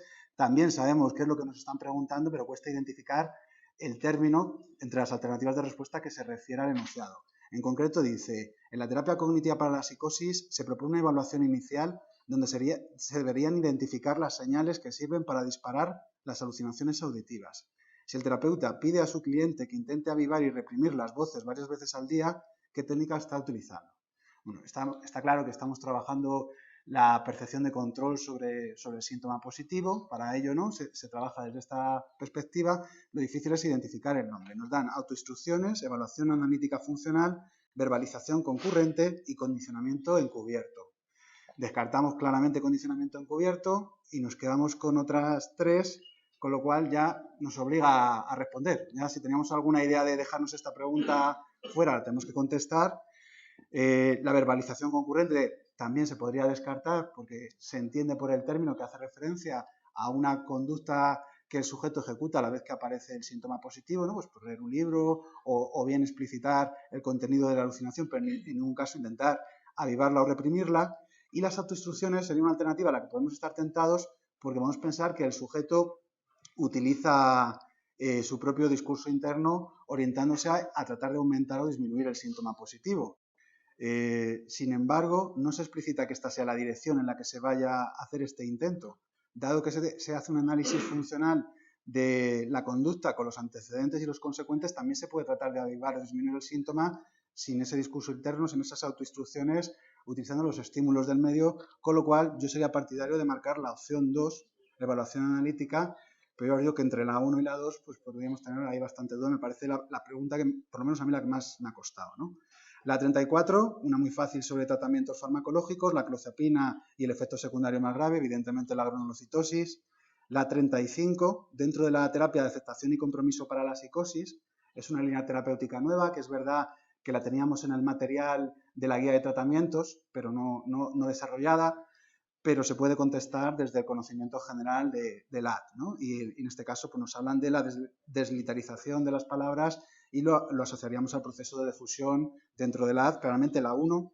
La 36, una pregunta sobre otra línea terapéutica apoyada en las nuevas tecnologías que es muy específica, ¿no? Nos habla del sistema online Horizons y nos ponen como alternativas de respuesta si es una terapia web de aceptación y compromiso, que claramente no lo es, si es una terapia online afrontando voces, que es otro programa terapéutico distinto, si es una terapia mindfulness basada en la web, o la respuesta correcta sería la 4, terapia social online moderada, que bueno, pues es el modelo que tiene de base esta herramienta terapéutica, que es una página online que incluye redes sociales, una intervención individual y la participación de profesionales moderando los foros online que propone el programa. Yo entiendo que esta es una pregunta que muchas habréis tenido muchas dificultades para contestarla, que va a dar ganas de impugnar, ¿no? Y bueno, pues ahí podríamos intentar, aunque claramente la respuesta 4 es correcta y es la que seguro que va a venir en la planilla, las fuentes principales de las que se basa el modelo es el mindfulness, en los modelos de fortalezas personales, y como la alternativa 3 viene la terapia mindfulness, pues se podría argumentar, ¿no? que la 3 también podría ser una opción correcta, ¿no? La fuente bibliográfica de referencia sería el manual que se ha publicado a finales de octubre de tratamientos psicológicos para la psicosis de Fonseca, ¿no? Donde viene descrita esta intervención. La pregunta 37 es muy fácil, ya la habían preguntado además en la convocatoria 2012, nos preguntan por la terapia psicológica integrada de Brenner. Bueno, pues, ¿cuál es el primer subprograma? Evidentemente la opción 2, diferenciación cognitiva. La pregunta 38, ¿cuándo se utilizan técnicas de focalización para el tratamiento cognitivo-conductual de las alucinaciones? ¿Cuál es la primera fase de intervención? También es algo que han preguntado directamente a través de la terapia de Benthal o de aplicaciones a la terapia cognitivo-conductual en general. La respuesta correcta es la 3, dirigir la atención a las características y la forma física de las voces, no tiene tampoco ningún problema. Y la 39, identificar la quetiapina como un antipsicótico, opción 4, pues tampoco tiene ningún problema cuando estamos entre las preguntas de tratamientos psicóticos, pues es que está regalada, ¿no? Tendríamos que dar un salto en el examen para llegar hasta la última pregunta de trastornos psicóticos. Veis que están las de tratamientos todas ahí agrupadas al principio. Saltamos a la 123 y nos encontramos la pregunta sobre el especificador de buen pronóstico en el trastorno esquizofreniforme. Evidentemente, la única respuesta que no aparece entre las opciones que no se incluye en el especificador de buen pronóstico es que el episodio se desencadene con un episodio maníaco, ¿no? La ausencia de afecto aplanado, la confusión y que los síntomas aparezcan de forma aguda son todos especificadores de buen pronóstico en este trastorno. Bueno, con esto acabaríamos ese bloque de las preguntas de los trastornos psicóticos.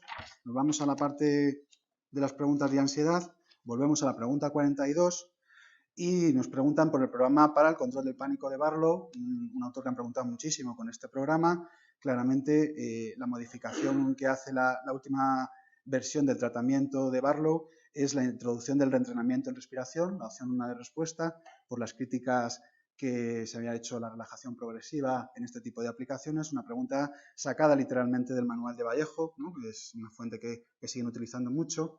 Pregunta 43. En el tratamiento para el trastorno de ansiedad social, ¿qué incluye la terapia cognitivo-conductual en grupo de McBoy? Claramente también la retroalimentación en vídeo, sacado del mismo manual, es una pregunta literal, pero hay que conocer bien las características específicas del programa, de ahí la dificultad.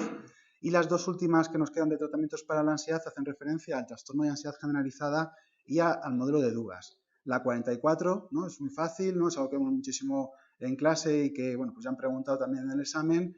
En este programa de tratamiento, cuando se emplea la exposición funcional cognitiva, que es ante problemas que se refieren a cuestiones hipotéticas altamente improbables, opción de respuesta 2. Y la pregunta 45, en el tratamiento cognitivo-conductual del trastorno de ansiedad generalizada, se enseña a los pacientes que la preocupación patológica o improductiva consiste en... No nos hacen referencia al autor, pero las alternativas de respuesta encajan también con la propuesta que nos hace Dugas, ¿no? Es importante discriminar en el enunciado de la pregunta que no nos hablan por la definición de preocupación, sino por las preocupaciones improductivas, ya que algunas alternativas de respuesta harían referencia a preocupaciones adaptativas. La primera opción de respuesta hace referencia a los eventos disparadores. La tercera opción de respuesta habría que descartarla porque vincula la preocupación desadaptativa al pasado y, evidentemente, las preocupaciones desadaptativas tienen que ver con el futuro y son cadenas de pensamientos asociadas a muchísima ansiedad. Opción de respuesta 4, que es la que consideraríamos como correcta. Bueno, dejamos el tratamiento, vamos a las características clínicas, saltamos entonces hasta la pregunta 110, también sobre el trastorno de ansiedad generalizada, criterios de DSM-5, ¿no? Y bueno, pues muy fácil, ¿no? El criterio temporal, 6 meses, opción de respuesta 4. Pregunta 137, también literal del DSM-5. Una persona con un familiar de primer grado con fobia específica a los animales es significativamente más propensa a experimentar la misma fobia específica. Es literalmente el mismo ejemplo que aparece en el DSM-5 cuando hace referencia a la heredabilidad de las fobias específicas. Y ya en las de reserva, pregunta 179, ¿qué tipo de ataque de pánico en la tipología de Barlow corresponde al ataque de pánico limitado situacionalmente del DSM? La respuesta correcta, la 3, ataque de pánico señalado esperado, también, bueno, pues bastante fácil, ¿no? Está sacada del manual de Belloc. Bueno, ya solo nos quedaría el último bloque, que es el del trauma. Son 3 preguntas. Y, bueno, la primera hace referencia también al DSM-5 y al especificador de inicio demorado del trastorno de estrés postraumático, que ya habían preguntado en el examen en alguna ocasión. La opción de respuesta correcta es la 4. La totalidad de criterios diagnósticos no se cumplen hasta al menos 6 meses después del acontecimiento traumático. La dificultad de la pregunta radicaría de discriminarla de la 3, ¿no? Que nos habla de que los síntomas aparecen en menos de 6 meses, pero necesitamos que se cumplan los criterios para poder poner el especificador. La opción de respuesta correcta, por tanto, tiene que ser la 4. La 135 hace referencia a los modelos teóricos del trauma y en concreto a los del procesamiento de la información. Está sacada literalmente del manual de Belloc, que sigue siendo una referencia bibliográfica para esta parte del material. La opción de respuesta correcta es la 1, ¿no? La aplicación más importante es la reexperimentación del acontecimiento traumático, que es algo que no habían logrado explicar los modelos de aprendizaje, ¿no? Que se habían centrado más en la hiperactivación. Y en la pregunta 137, no, esta ya lo hemos visto, la pregunta 184, la última, también en la reserva, hace referencia al programa de exposición prolongada de FOA y su aplicación al trastorno de estrés postraumático, opción de respuesta 3 correcta. Bueno, pues con esto acabo de revisar esta parte del material. Como veis, preguntas complejas, muy específicas en algunas formulaciones de programas terapéuticos, que es lo que ha centrado la mayor parte de este bloque, como venía siendo habitual en las últimas convocatorias, pero todavía ha aumentado más, ¿no? Y bueno, pues esta es la tendencia que tenemos ahora mismo en clínica, por lo menos en los temas de ansiedad y de psicosis. Volveré con la parte de evaluación, 21 preguntas, pero voy a dejar, para no partir clínica, a mis compañeros. ¿Te pongo la medalla? Sí. Es un honor recibir de ti. Esto también se...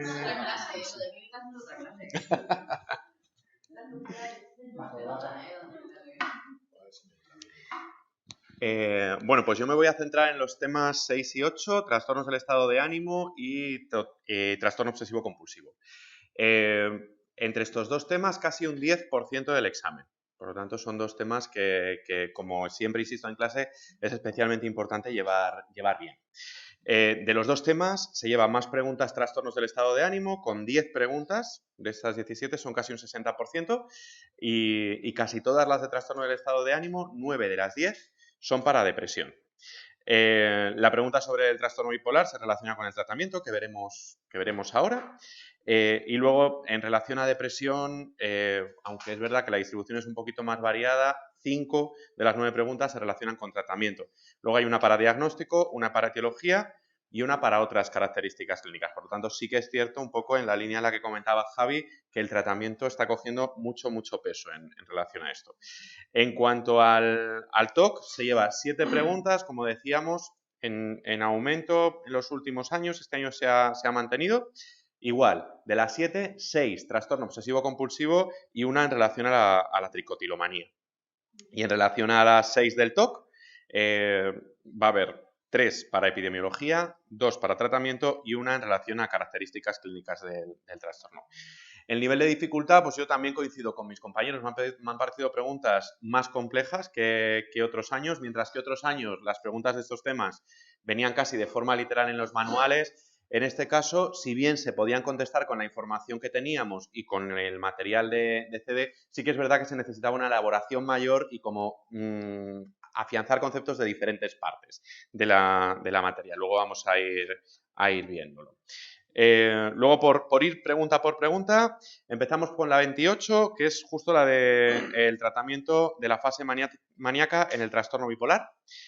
Esta es una de las que comentábamos que yo creo que es bastante compleja, aunque sí que es verdad que la respuesta está bastante clara. Las opciones que dan como que pueden en algún momento bloquearte, porque son respuestas, muy concretas en cuanto a si se prescribe un antipsicótico, cuál hay que prescribir, en el caso de que haya metido litio, cuántas horas hay que esperar para medir la concentración de litio en sangre, pero realmente la respuesta que estoy casi completamente seguro que van a dar por correcta es la 4, porque esto además sí que lo decimos en clase, y es que el tratamiento con valproico se considera una alternativa eficaz a pacientes que no responden con litio. Entonces, a pesar de que el resto de alternativas parecen muy liosas, al llegar a esta cuarta nos podemos relajar un poco porque efectivamente esto aparece en muchos sitios. La siguiente también es un poquito, va en la misma línea que la anterior, se relaciona con el trastorno afectivo estacional. Y si bien es verdad que 3 de las alternativas hablan de características súper concretas de la fototerapia, que si es más eficaz si se administra por la mañana, que si la intensidad de la luz tiene que estar por debajo de los 8.500 lux o tal, sí que es verdad que la opción 2 es una opción que es eminentemente falsa porque lo que plantean son dos síntomas que no se relacionan con el trastorno afectivo estacional, sino con el especificador de atípico, y es la hipersomnia y la avidez por hidratos de carbono. Por lo tanto, yo marcaría esa como la correcta, que en este caso te piden la opción falsa. Luego tenemos la 30 en relación a la terapia interpersonal, que como decía mi compañera, compartimos en psicoterapias y en clínica.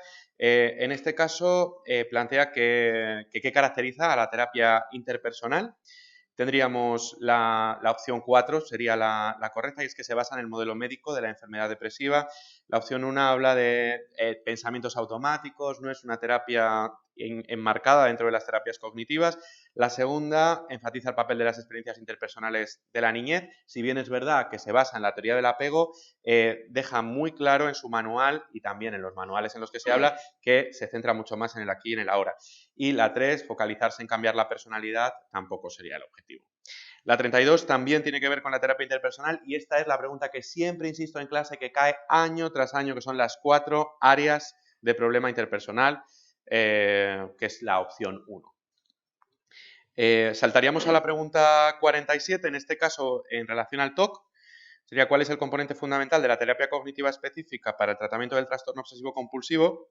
Y aquí, a pesar de que en la opción 1 aparece la exposición con prevención de respuesta, en el enunciado, fijaos que os están preguntando por el componente fundamental específico de la terapia cognitiva. Por lo tanto, sería la opción 4, el trabajo con las valoraciones y creencias disfuncionales asociadas a las obsesiones, ya que la EPR se utiliza de una forma genérica en el TOC. En la 48, también en relación al TOC, se plantea que en qué caso estaría más indicado aplicar un componente de exposición con prevención de respuesta. La opción correcta sería la opción 3, paciente con obsesiones sobre la contaminación o suciedad y o compulsiones de lavado y o limpieza. En el resto de alternativas sería una exposición, pero la prevención de respuesta la tendríamos más complicadas. En la 49... señale cuál de los siguientes trastornos está más indicado el entrenamiento en reversión del hábito. También lo planteamos en clase, la opción 2, la tricotilomanía, con un estudio en el que plantea que la inversión del hábito sería una opción alternativa. Si continuamos, saltamos a la 109, seguimos con TOC. ¿Qué factor de riesgo temperamental se relaciona con el trastorno obsesivo compulsivo? La opción correcta sería la 4, síntomas de interiorización. En cuanto a la 111, también algo que insistimos mucho en clase, y son estas diferencias entre hombres y mujeres en cuanto al trastorno obsesivo compulsivo, y la opción correcta sería la 1. Los varones presentan una edad más temprana de inicio de los síntomas del trastorno que las mujeres. En la opción 128 volveríamos a depresión. Ante la sospecha de presencia de depresión en una persona, ¿cuál de los siguientes aspectos relacionados con el diagnóstico habría que abordar antes? La opción correcta sería la 1. De hecho, como sabéis, es un criterio de exclusión, sería la existencia de una etiología médica u orgánica, mucho antes que todo lo demás. 129, también se insiste mucho en clase en esta teoría, y sabéis que os digo, de esta teoría solo hay que saberse un término, y es la teoría de los estilos de respuesta, y el término que hay que saberse es la respuesta correcta, que es la 4, las respuestas rumiativas como elemento fundamental en la consolidación del trastorno. 130, ¿cuál de las siguientes características sería definitoria de un trastorno melancólico? Y la opción correcta sería la 2, pérdida de placer por todas o casi todas las actividades. La opción 131, también compartida con la parte de biología, en este caso, nos hablan de la hipótesis permisiva de la depresión. Tampoco era compleja esta respuesta, sería la número 3. La disminución de serotonina predispone, y además tiene que haber una disminución catecolaminérgica, noradrenérgica en este caso. La 136 tiene que ver con el suicidio en relación a los trastornos del estado de ánimo. Es cierto que esta pregunta puede resultar muy confusa porque hay datos muy diversos en relación a esto. De hecho, se podría intentar impugnar, aunque confío poco en que se vaya a eliminar esta pregunta. Podríamos dudar entre la opción 1 o la 3. Si son mayores en depresión mayor que en bipolar, o bien si son mayores en trastorno bipolar o en depresión. Como os digo, hay varios manuales en donde hay información un poquito confusa. Sí que es cierto que la guía del Ministerio, que de hecho han hecho referencia a ella en este examen y supongo que la van a tomar de referencia, sí que plantea que la depresión tiene mayores índices. Por lo tanto, estoy casi seguro que van a dar esto por correcto y bueno, no sé si va a haber muchas posibilidades de que esto lo cambie. Pasa igual con la pregunta 151. En cuanto a la incidencia del trastorno obsesivo-compulsivo en población general. Aquí la verdad es que si bien es verdad que habitualmente se da por correcto, y así lo han dado por correcto en otras ocasiones, que coincide en hombres y mujeres, hay algunos datos de SM5, por ejemplo, que plantea que hay una leve aumento en mujeres frente a hombres. Pero creo que van a dar por correcto la opción 3. En cuanto a la 155, respecto al trastorno obsesivo-compulsivo, se ha visto que en comparación con trastornos de ansiedad y depresión tienen mayor probabilidad de ser solteros y estar en paro. Por último, terminaría con la 182, que habla sobre algunas características clínicas del paciente con depresión endógena y cuál no constituiría una indicación para iniciar terapia electroconvulsiva. La opción correcta sería la 2, haber padecido 3 recidivas. Y es que es verdad que el número de recidivas no es un indicador para terapia electroconvulsiva frente al resto, presencia de grave desnutrición, antecedentes de fracaso farmacológico en tratamiento o riesgo grave de suicidio. Como os digo, la dificultad de este año a mí me ha parecido un poquito mayor que años anteriores, si bien es cierto que la mayoría de las preguntas se podían contestar con nuestros manuales, pasa que es verdad que había que como dar una vuelta importante. ¿De acuerdo? Pasamos a la última parte de clínica. Vale, justo. Bueno, pues vamos a terminar con la parte de clínica. Y yo en la línea de mis compañeros, la realidad es que se podían contestar todas las preguntas, prácticamente excepto una, pero había que hacer bastante elaboración con los contenidos. Asimismo, respecto al número de preguntas, este año han caído 18. Por mi parte es una reducción significativa. Venimos de 28 y de 36. Este número de 18 apareció hace 3 años, pero con un examen de mucho mayor número de preguntas. Yo voy a ir diciendo las preguntas según los temas que tenemos en el volumen de Clínica 2 y por tanto vamos a comenzar con el tema de trastornos de síntomas somáticos, donde tenemos la pregunta 46, que es una pregunta con un enunciado larguísimo, pero que realmente se está planteando un caso con un miedo a sufrir un ictus, somatizaciones, vigilar el cuerpo, etcétera, que en el fondo nos está planteando un caso de ansiedad por la salud y la respuesta correcta sería la del modelo de Barbie y Tsiolkovsky, la número 3. La otra pregunta de este tema es relativa a un trastorno facticio, la número 126. La verdad es que hacía bastantes convocatorias que no era objeto de pregunta el trastorno facticio. Y en este caso la respuesta correcta vuelve a ser la número 3, que se refiere al curso del trastorno con episodios intermitentes. Las demás son falsas. En el tema de trastornos disociativos ha habido 3 preguntas. La número 116, que se refiere al trastorno de identidad disociativo y se solicita cuál de los fenómenos es menos propio, o sea, la incorrecta.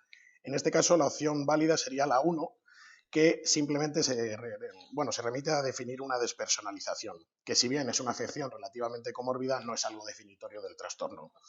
La siguiente pregunta es la relativa a la amnesia disociativa, la número 117, y plantea cuál es el síntoma conductual más característico.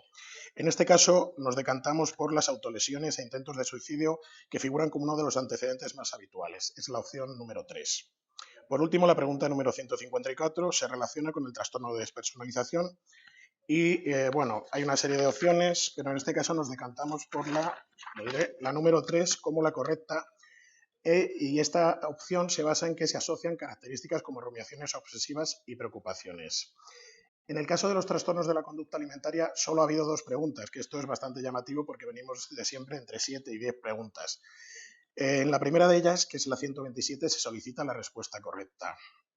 Bueno, es una pregunta de esas que digo siempre de que lees la opción y no hay que leer más. La primera opción te dice que la bulimia es más prevalente en mujeres jóvenes que la anorexia nerviosa. Ya con esa opción, que es absolutamente correcta, pues yo miraría si la 4 pone todas son correctas y puesto que no es eso, pues la número 1.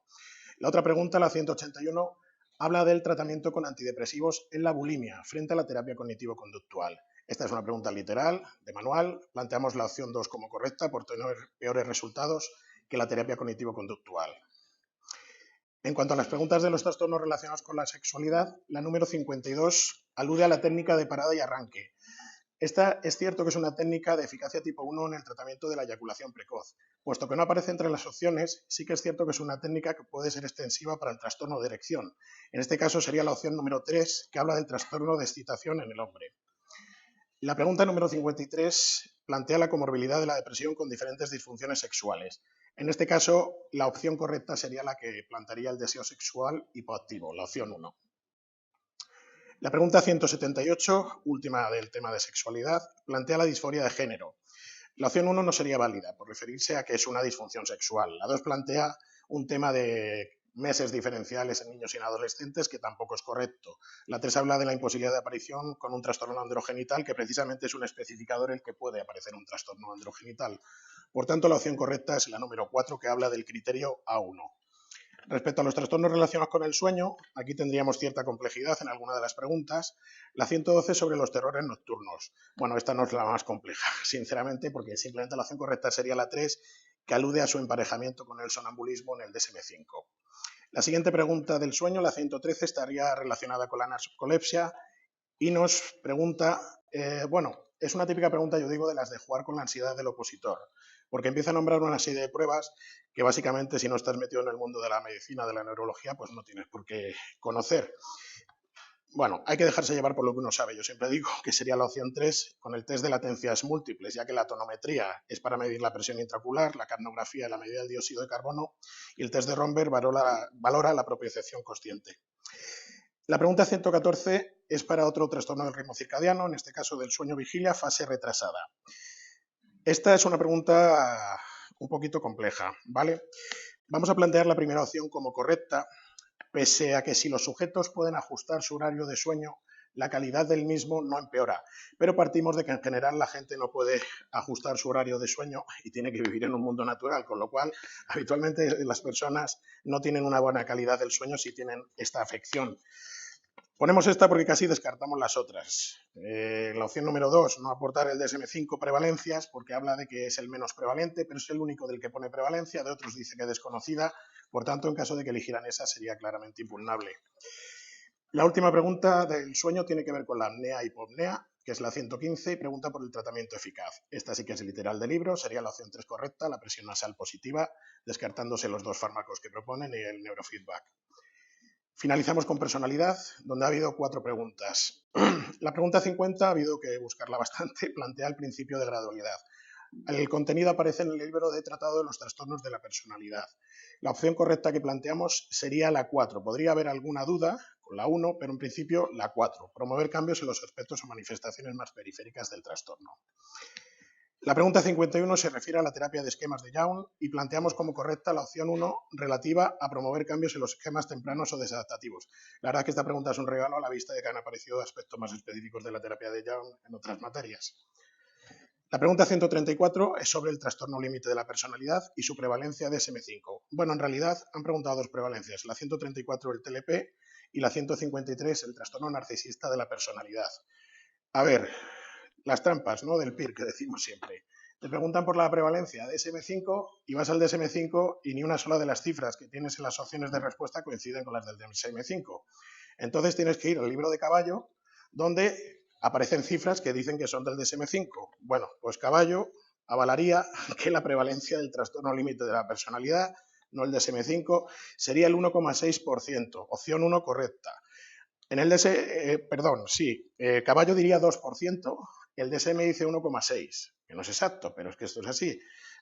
Hay otra opción que te habla del 10% en población ambulatoria, el DSM entre el 5 y el 10. Bueno, parece que la opción 1 sería la más correcta, y porque sí que viene en el libro de Caballo, con página enumerada, y la pregunta, lo último, 153, se refiere a la prevalencia del trastorno narcisista de la personalidad en la población general. Nuevamente es confusa, parece referirse más bien a los comentarios del DSM-4 respecto a la prevalencia de este trastorno, y es posiblemente que se refiera a los comentarios del DSM-4. Al final, en el libro de Caballo sí que aparece como prevalencia DSM-5, que es inferior al 1%, pero la frase del DSM-5 es que la prevalencia del trastorno narcisista es entre el 0 y el 6 y pico por ciento. Entonces, bueno, en principio, como en Caballo aparece menos del 1%, damos como correcta la opción número 1. Y esto sería toda la parte de clínica.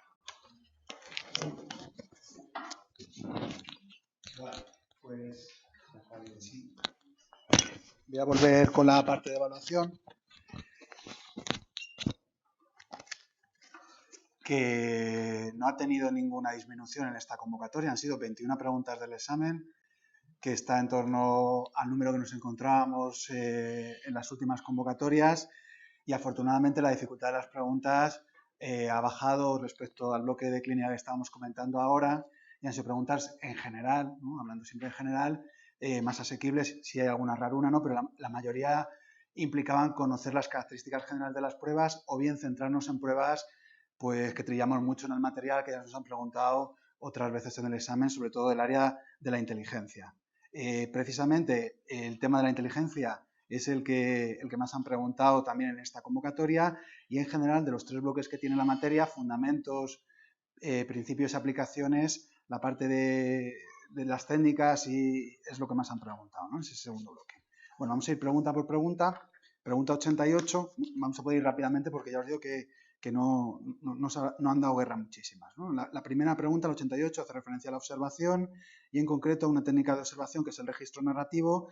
Nos vienen en las 4 alternativas de respuesta definiciones literales de las distintas técnicas de observación. Tenemos que escoger la opción 3, que es la que se asocia al registro narrativo, descripciones de lo observado sin estructuración previa.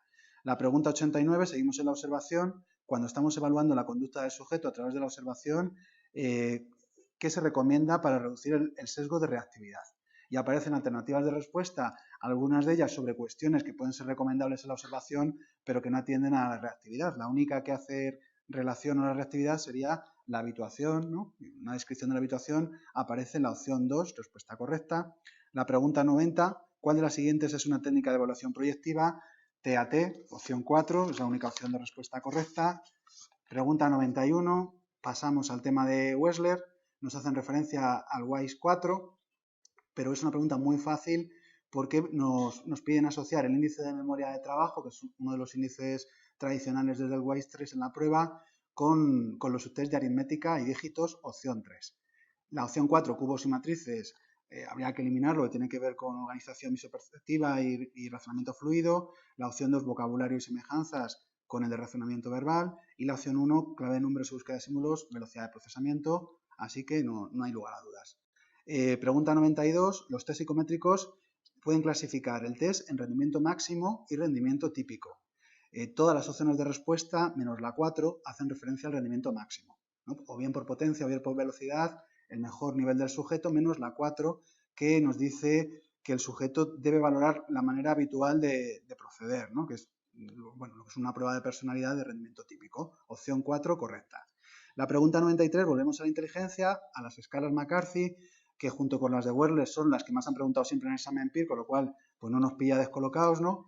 Y nos piden que identifiquemos características asociadas a las escalas McCarthy. La única alternativa de respuesta que coincide con ellas sería la 2.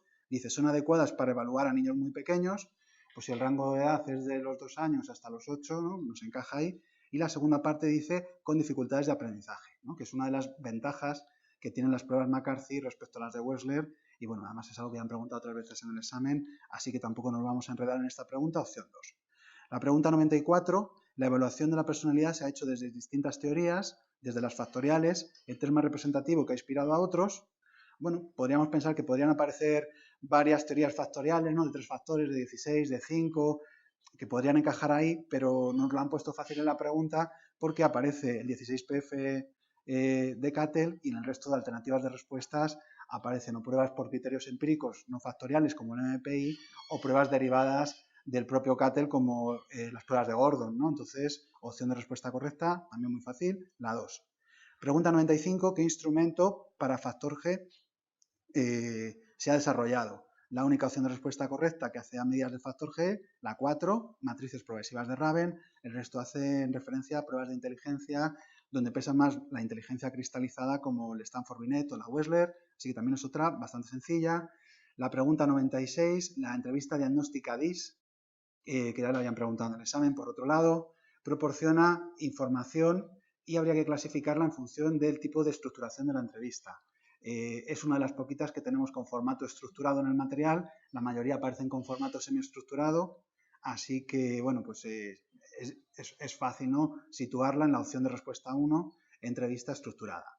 Pregunta 97, asociar el dibujo de la figura humana con la clasificación de las técnicas proyectivas.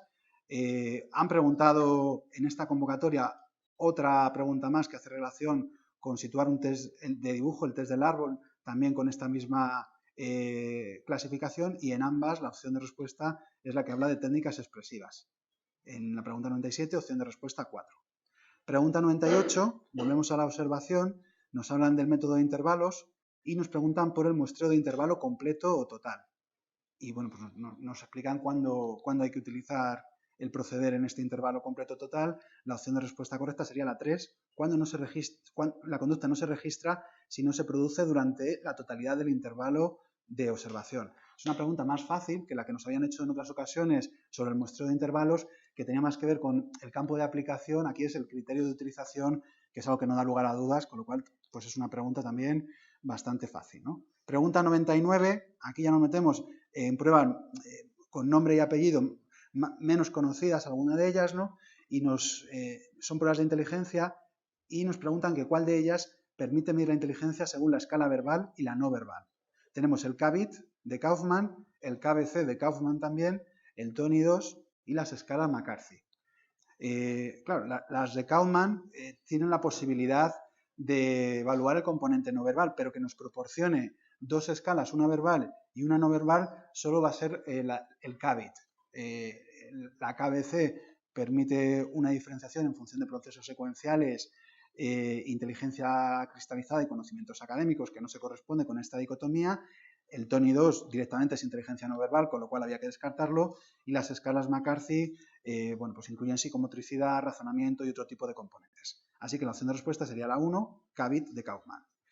Pregunta 100. En las técnicas de entrevista verbal no directivas se encuentran y nos ponen instrucciones de respuesta la prosemia, la paráfrasis, la kinesia y la sincronía. La única que es una técnica verbal sería la paráfrasis, las demás hacen referencia a distintos aspectos del componente no verbal, espacial, el lenguaje corporal. Respuesta correcta, paráfrasis, la 2. Pregunta 101. En general, la evaluación dinámica del potencial del aprendizaje es apropiada para determinar el tratamiento de casos de... Bueno, esta es una pregunta con un nivel de dificultad mayor que las anteriores. Hace referencia a la evaluación del potencial del aprendizaje, que es verdad que es algo que han preguntado varias veces en el examen, pero a las aplicaciones, no tanto las características de las pruebas. Entonces nos ofrecen como opción de respuesta sujetos de bajo nivel cognitivo, que encaja muy bien con las características de esta prueba, ¿no? De hacer un trabajo en la zona proximal y luego hacer un post. Entonces aquellos sujetos con bajo nivel cognitivo pueden beneficiarse desde este enfoque. Opción 2, sujetos que presentan rendimiento académico adecuado. Está formulado a la inversa, ¿no? Está pensado para aquellos sujetos que tengan un rendimiento académico bajo, flojo. Opción 3 también está formulado a la inversa, sujetos con dificultades para aprendizajes generales, cuando es una técnica de evaluación que va orientada al aprendizaje específico, ¿no? En determinados procesos. Y la última opción, en aquellos casos en los que sea preciso clarificar los procesos automáticos implícitos en los aprendizajes, es la más complicada de discriminar respecto a la opción correcta, que es la 1, y el matiz es que lo que trabaja son procesos automáticos motivacionales, no implícitos, ¿no? Entonces, bueno, entre la 1 y la 4 podríamos dudar, pero bueno, pues han cambiado la palabra motivacional por implícito para intentar despistarnos. No teníamos que dejar arrastrar, ¿no? Por ahí y elegir la opción de respuesta 1. La pregunta está literalmente sacada del manual de Moreno Roset, ¿no? Que es una de las referencias también que han utilizado otras veces. Pregunta 102, otra vez vuelven a Wechsler y otra vez al WISE 3 y al WISE 4, y parecido a lo de antes, nos preguntan por un índice y los subtest correspondientes. En este caso, la clave de números, y había que asociarlo a la velocidad de procesamiento, que es el índice correspondiente. Entonces han preguntado por la memoria, ahora por la velocidad, muy parecida. Y lo mismo con la 103, que nos pide asociar el test del árbol como técnica proyectiva expresiva, algo parecido a lo que habían hecho en la pregunta del dibujo de la figura humana, opción de respuesta correcta, 3. 104, clasificación de las entrevistas en función de, bueno, pues el objetivo, ¿no? Nos hablan de la entrevista consultiva, que claramente tiene un objetivo focal, opción de respuesta 1 correcta. Pregunta 105, volvemos otra vez a los muestreos en la observación. ¿Qué nivel de muestreo intrasesional estamos utilizando si en una sesión de clase se muestra cada 30 segundos a un alumno para ver si se mantiene en la posición correcta? continuo de eventos, temporal y focal.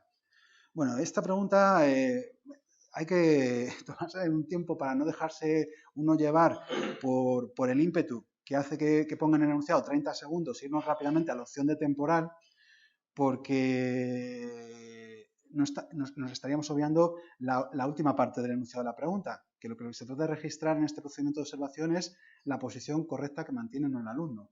Cuando en el muestreo yo me centro en si una conducta aparece en un determinado momento del intervalo, se llama de eventos, ¿no? Se trata de buscar distintos eventos, en este caso el evento sería la posición correcta, mientras que cuando utilizo un intervalo temporal, lo que trato de registrar es cualquier evento, posición correcta, conductas agresivas, atención, en un determinado momento de tiempo, ¿no? Entonces, como nos están preguntando por un evento en concreto, la opción de respuesta correcta sería la 2. Esta es una pregunta con una dificultad mayor, pero bueno, también está en la bibliografía de referencia del examen.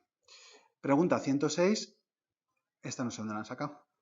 Desde el sistema de expertos propiciados por el desarrollo de la inteligencia artificial, se han creado programas destinados a desarrollar baterías neuropsicológicas, la construcción de test adaptativos informatizados, la realidad virtual y la opción 4, que entiendo que va a ser la respuesta correcta, emular el proceso que sigue el clínico en la evaluación para producir conclusiones diagnósticas. Entonces, es una pregunta que se centra en el proceso de evaluación psicológica, pero desde el punto de vista de las aplicaciones de las nuevas tecnologías, ¿no? Habrá que rastrear un poco cuál ha sido la fuente bibliográfica, desde luego es algo que no habrían preguntado, pero por descarte, ¿no? Por lo que podemos entender que es la inteligencia artificial y lo que nos ofrecen las alternativas de respuesta, bueno, pues parece que la opción 4 va a ser la respuesta correcta.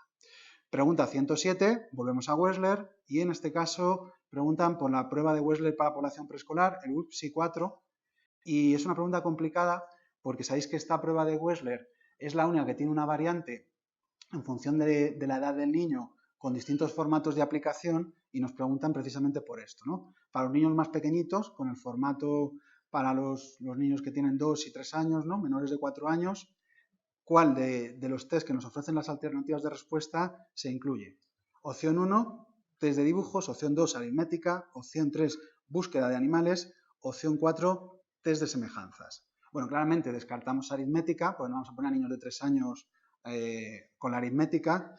Por el mismo criterio tendríamos que descartar búsqueda de animales, porque la velocidad de procesamiento no es algo que se contemple en los niños más pequeñitos por razones obvias, y el lío lo tendríamos entre la opción 1, test de dibujos, que es la respuesta correcta, y la opción 4, que es el test de semejanzas, ya que el test de semejanzas y el test de dibujos, los dos evalúan la comprensión verbal en esta prueba, pero el test de semejanza se utiliza en el formato de los más mayores y es algo parecido a lo que han utilizado otras pruebas de Wechsler para población escolar y población adulta, y el test de dibujos es el que específicamente se crea en esta prueba para estos niños, ¿no? Entonces, bueno, pues esa te lo tienes que empollar bien, ¿no? Los subtests del WIPSI para por lo menos poder discriminar entre la opción 1 y la opción 4. Opción de respuesta correcta, por tanto, 1, test de dibujos.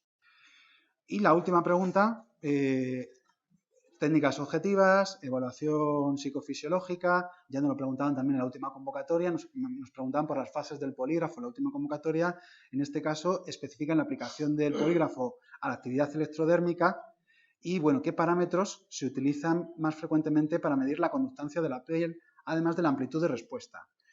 Estamos tentados, al ver actividad electrodérmica, a irnos a la opción 3, que es la de la resistencia, porque la conductancia y la resistencia son las variables que se emplean, pero nos están preguntando dentro de la conductancia cuáles son los parámetros, no tanto las variables, con lo cual esa opción la tendríamos que descartar y entre el resto de opciones que nos quedan, variabilidad, latencia y tiempo de recuperación, la opción correcta pues va a ser la latencia.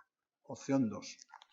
Bueno, y este ha sido el repaso de todas. Veis que son muchísimas preguntas, la inmensa mayoría con un nivel de dificultad bastante asequible, y es verdad que hay alguna raruna, ¿no? que nos ha podido dar guerra, como la de la inteligencia artificial, o alguna que tengo que pararme a reflexionar sobre lo que me están preguntando, porque hay alternativas de respuesta que si leo la pregunta precipitadamente puedo fallar, ¿no? Bueno, pues con esto ya paso a psicopatología y cerramos.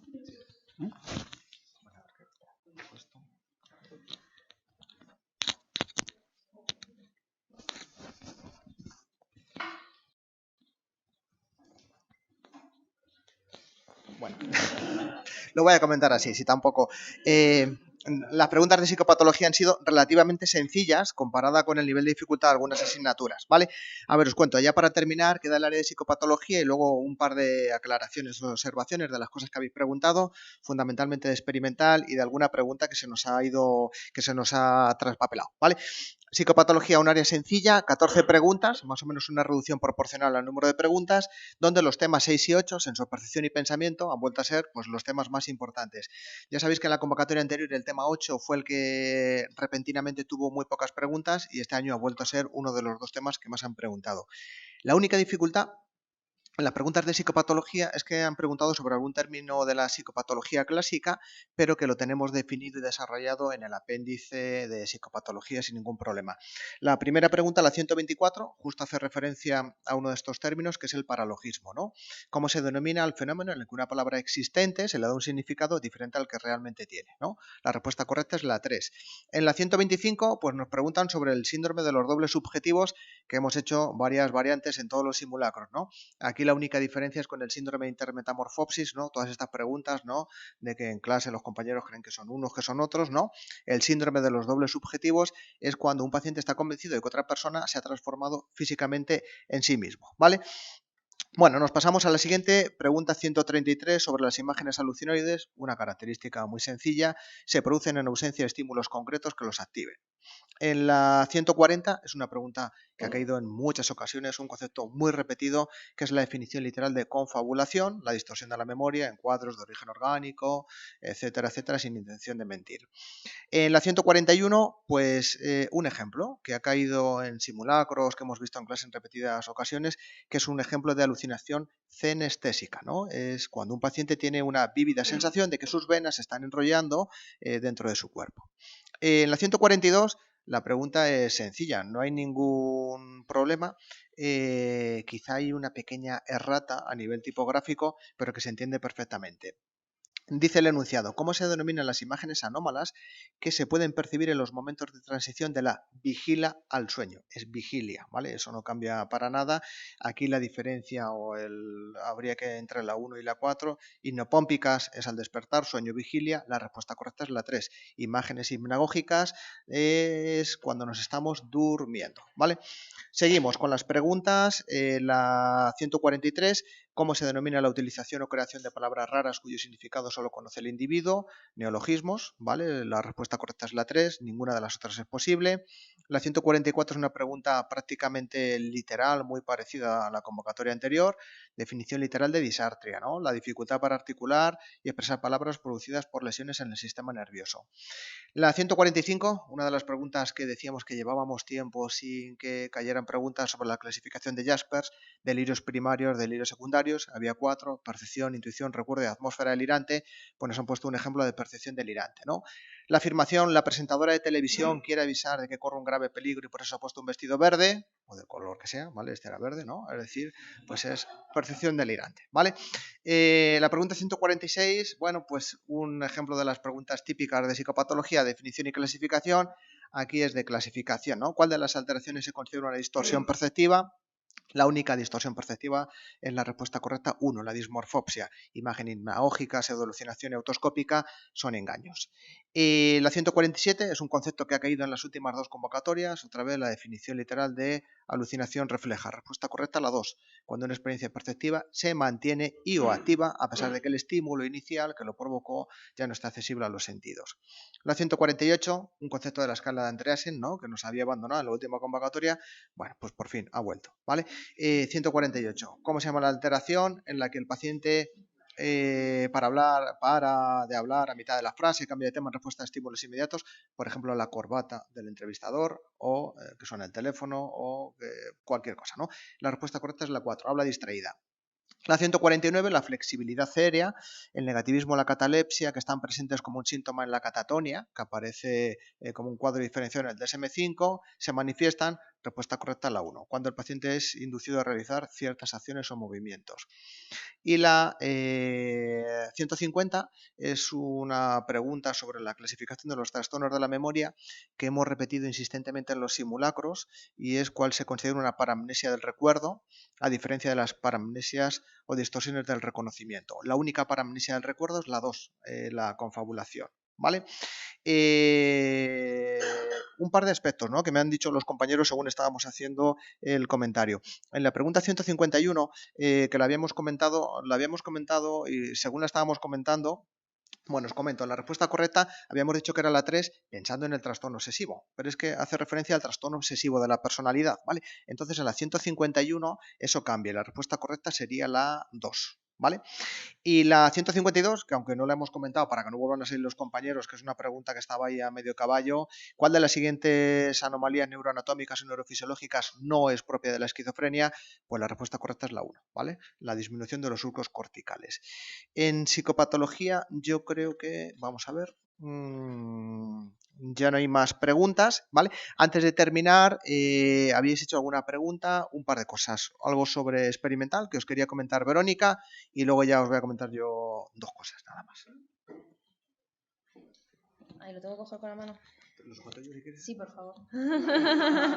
Gracias. Vale, habéis hecho una pregunta sobre la 160. Como os digo, ojo con las de experimental, las estamos cogiendo con pinzas, ¿vale? No lo toméis así a rajatabla, es porque tenemos que dar una plantilla para que podamos entendernos, ¿vale? Me comentabais que señalar la incorrecta, acordaros, me comentabais que la 1, la prueba de Dunn-Bonferroni y no sé qué, que es a posteriori. Sí, pero las medias planificadas tienen que ser antes, o sea, las medias planificadas tienen que ser a priori. Os pongo la referencia concreta por si alguien la quisiera. Dice en el libro de Balluerka, sabéis que ya lo han cogido en algún momento de referencia. La corrección de Bonferroni se trata de un procedimiento que permite controlar la tasa de error por experimento cuando las comparaciones múltiples se plantean a priori. También se denomina desigualdad de Bonferroni o prueba de Dunn y consiste en utilizar como nivel de alfa para cada comparación el cociente entre el nivel de alfa que se quiere asumir en el experimento y la cantidad de comparaciones que se realizan, ¿vale? Entonces, tal cual está aquí en este manual, en principio tendríamos que decir que la afirmación de la primera opción es cierta. Es verdad que la que hemos dado por incorrecta es la 3 por descarte un poco, es verdad que la tacodera nos habla de varianza explicada, pero no he encontrado, seguiré buscando, en ningún manual que ponga como tal que es un estimador no sesgado. Entonces por eso hemos cogido esa. Como os digo, primer análisis, seguiremos buscando, si hay alguna que impugnar la pondremos, pero en principio la opción 1, tal cual viene en el libro de Balluerka, la tendríamos que dar como cierta, ¿vale? Solo eso que me habéis preguntado. Bueno, pues muchas gracias, Verónica. La verdad que no solo dar las gracias a Verónica, sino también pues a todos los profesores que se animan y se atreven a hacer una valoración tan valiente sin la plantilla de respuestas y en un examen complejo, ¿no? Es decir, habíamos pensado, había 2 opciones, dar una plantilla de respuestas y ya está, decir, uy, ha habido un pequeño error que hace una interpretación, pero sobre todo el justificar y el poder compartir las preguntas con vosotros. Es cierto que agradeceros a todos el esfuerzo que habéis hecho y 2 cosas más. Después de un examen tan complejo en donde se mezclan todo este tipo de sensaciones, la sensación de descoloque, de rabia, ¿no?, de angustia, de decepción, de tristeza, pues la mayoría de los que estamos aquí, por no decir todos, yo creo que la tuvimos después de haber hecho el examen, ¿no? Y donde de repente pues uno hace el examen y parece que toda nuestra memoria y toda la atención se dirige hacia los fallos, uno cree que prácticamente no tiene ninguna posibilidad. Bueno, es cierto que hay que esperarse, va a haber preguntas que quizá puedan desaparecer en la planilla de respuestas correctas y las impugnaciones, y al ser un examen de criterio, donde se han reducido las preguntas de 235 a 185, aquí el margen de 5 o 7 preguntas puede determinar o significar muchas cosas. Bueno, yo creo que toca un momento un poco de descansar y que sepáis que, bueno, nosotros seguimos trabajando y un par de cosas más. Mucha suerte en la corrección.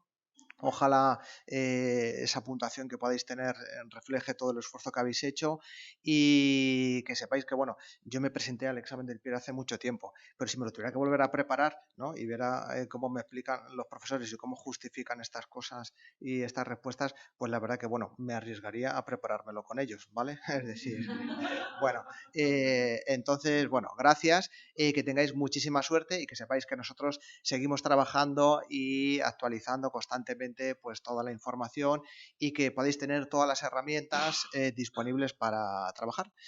Mucha suerte y a todos aquellos que estéis dentro del número de orden que os gustaría, pues ya que sepáis que ya haremos luego otra reunión y ya explicaremos rotaciones libres, residencia, etcétera, ¿vale?